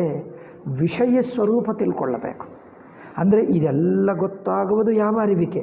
ಆ ಅರಿವಿನ ಸ್ವರೂಪವೇನು, ಅದು ಹೇಗಿದೆ, ಎಲ್ಲಿದೆ, ಎಷ್ಟಿದೆ, ಆ ಒಂದು ಹಿಡ್ಕೊಂಡ್ರೆ ಇಡೀ ಜಗತ್ತು ನಮ್ಮ ಕೈಗೆ ಬರ್ತದೆ ಅಲ್ಲವಾ? ಇಡೀ ಜಗತ್ತು ಅರಿವಿನ ಕೈಯಲ್ಲೇ ಇದೆ. ಅರಿವಿಕೆ ಗೊತ್ತಾಗ್ತಾ ಇದೆ. ಅರಿವಿಲ್ಲದೇ ಇಲ್ಲ. ಅರಿವನ್ನು ಬಿಟ್ಟು ಯಾವುದೂ ಇಲ್ಲ. ಅಂದರೆ ಅರಿವೇ ಮೂಲ ಸ್ವರೂಪ. ಇಡೀ ಪ್ರಪಂಚ, ಇಡೀ ಪಂಚಭೂತಗಳಿಗೆ, ಇಡೀ ನಿಮ್ಮ ಶಾಸ್ತ್ರಗಳಿಗೆ, ಸೂರ್ಯ, ಚಂದ್ರ, ನಕ್ಷತ್ರ ಎಲ್ಲಕ್ಕೆ ಆಧಾರ ಅರಿವೇ. ಅರಿವಿಲ್ಲದಿದ್ದರೆ ಒಟ್ಟು ಅವಸ್ಥೆನೇ ಇಲ್ಲ, ಪ್ರಪಂಚವೇ ಇಲ್ಲ. ಬರೀ ಪ್ರಪಂಚದ ಮೂಲವೇನು? ಆಧುನಿಕ ಸೈನ್ಸ್ ಏನು ಹೇಳ್ತದೆ? ಪ್ರಪಂಚಕ್ಕೆ ಮೂಲ ಪೃಥ್ವಿ, ಪೃಥ್ವಿಗೆ ಮೂಲ ಸೂರ್ಯ. ಅದರಿಂದ ಸೂರ್ಯನನ್ನು ಕಂಡುಹಿಡಿಯುತ್ತೇವೆ.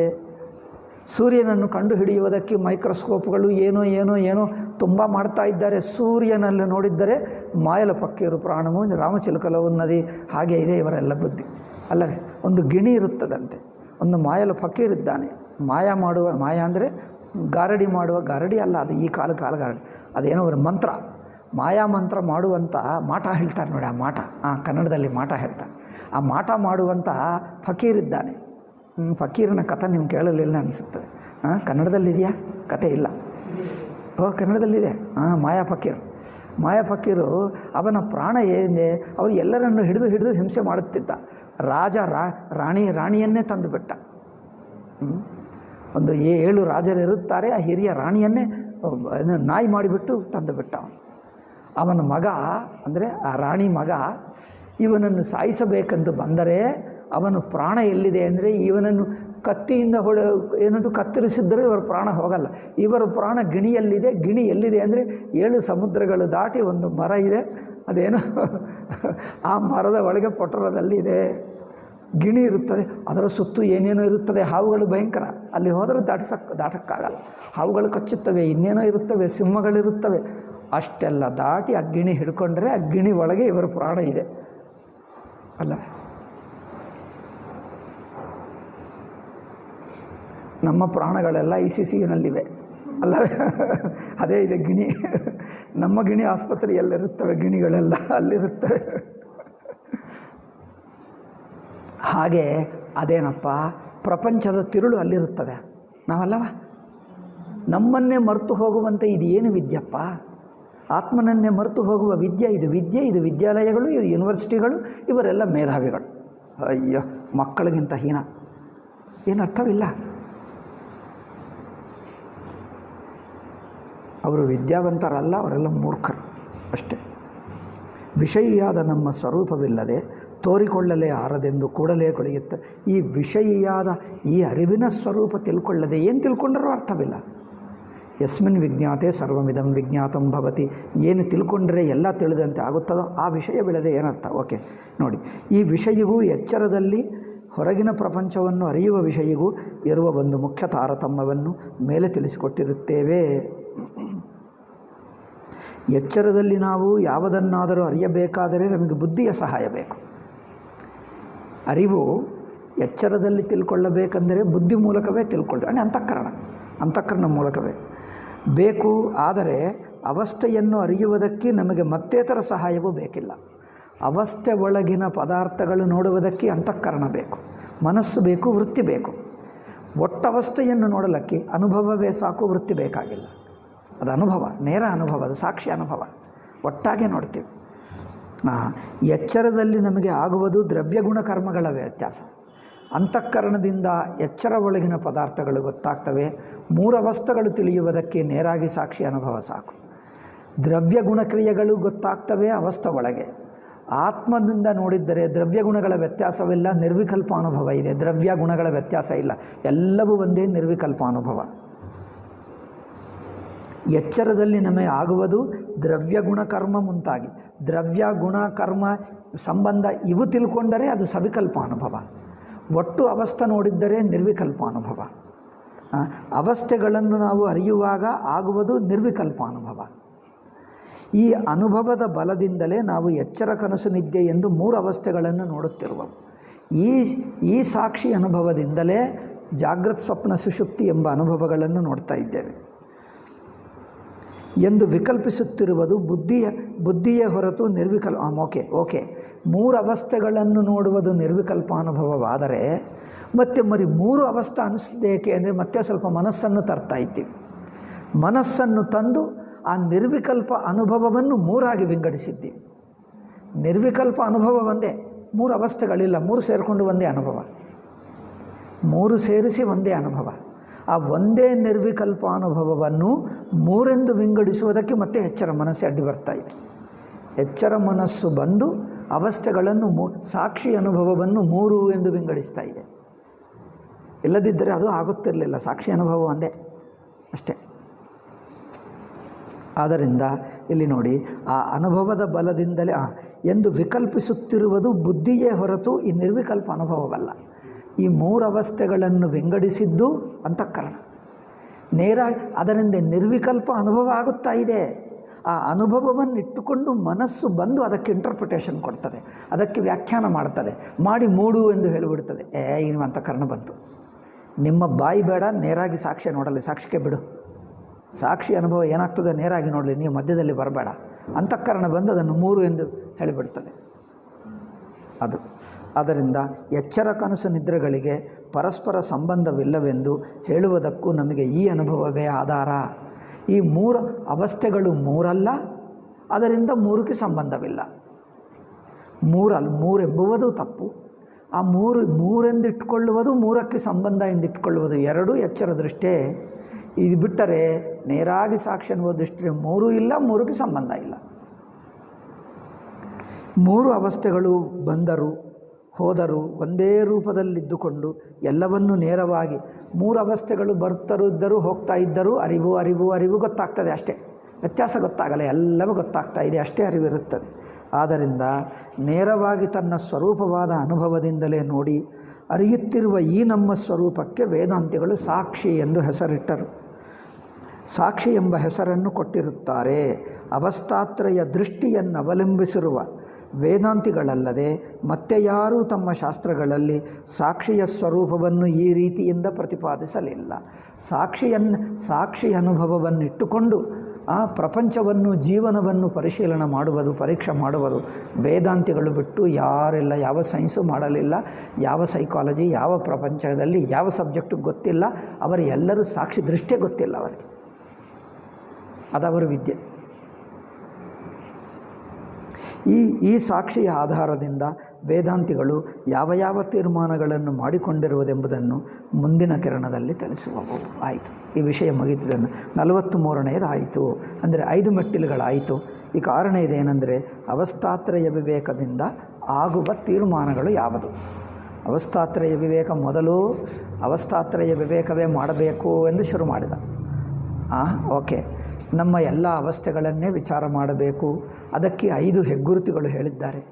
ಅವಸ್ಥೆಗಳನ್ನು ಯಾವ ದೃಷ್ಟಿಯ ನೋಡಬೇಕು, ಹೇಗೆ ನೋಡಬೇಕು. ಅದಾದ ನಂತರ ಕೆಲವು ಆಕ್ಷೇಪಗಳು ಹೇಳಿದ. 6 ಆಕ್ಷೇಪಗಳಿಗೆ ಉತ್ತರ ಕೊಟ್ಟರು. ನಂತರ 5 ಮೆಟ್ಟಿಲುಗಳಾಯಿತು. ಈಗ ಅವಸ್ಥಾತ್ರಯ ವಿವೇಕದಿಂದ ಆಗುವ ತೀರ್ಮಾನಗಳು ಯಾವುದು.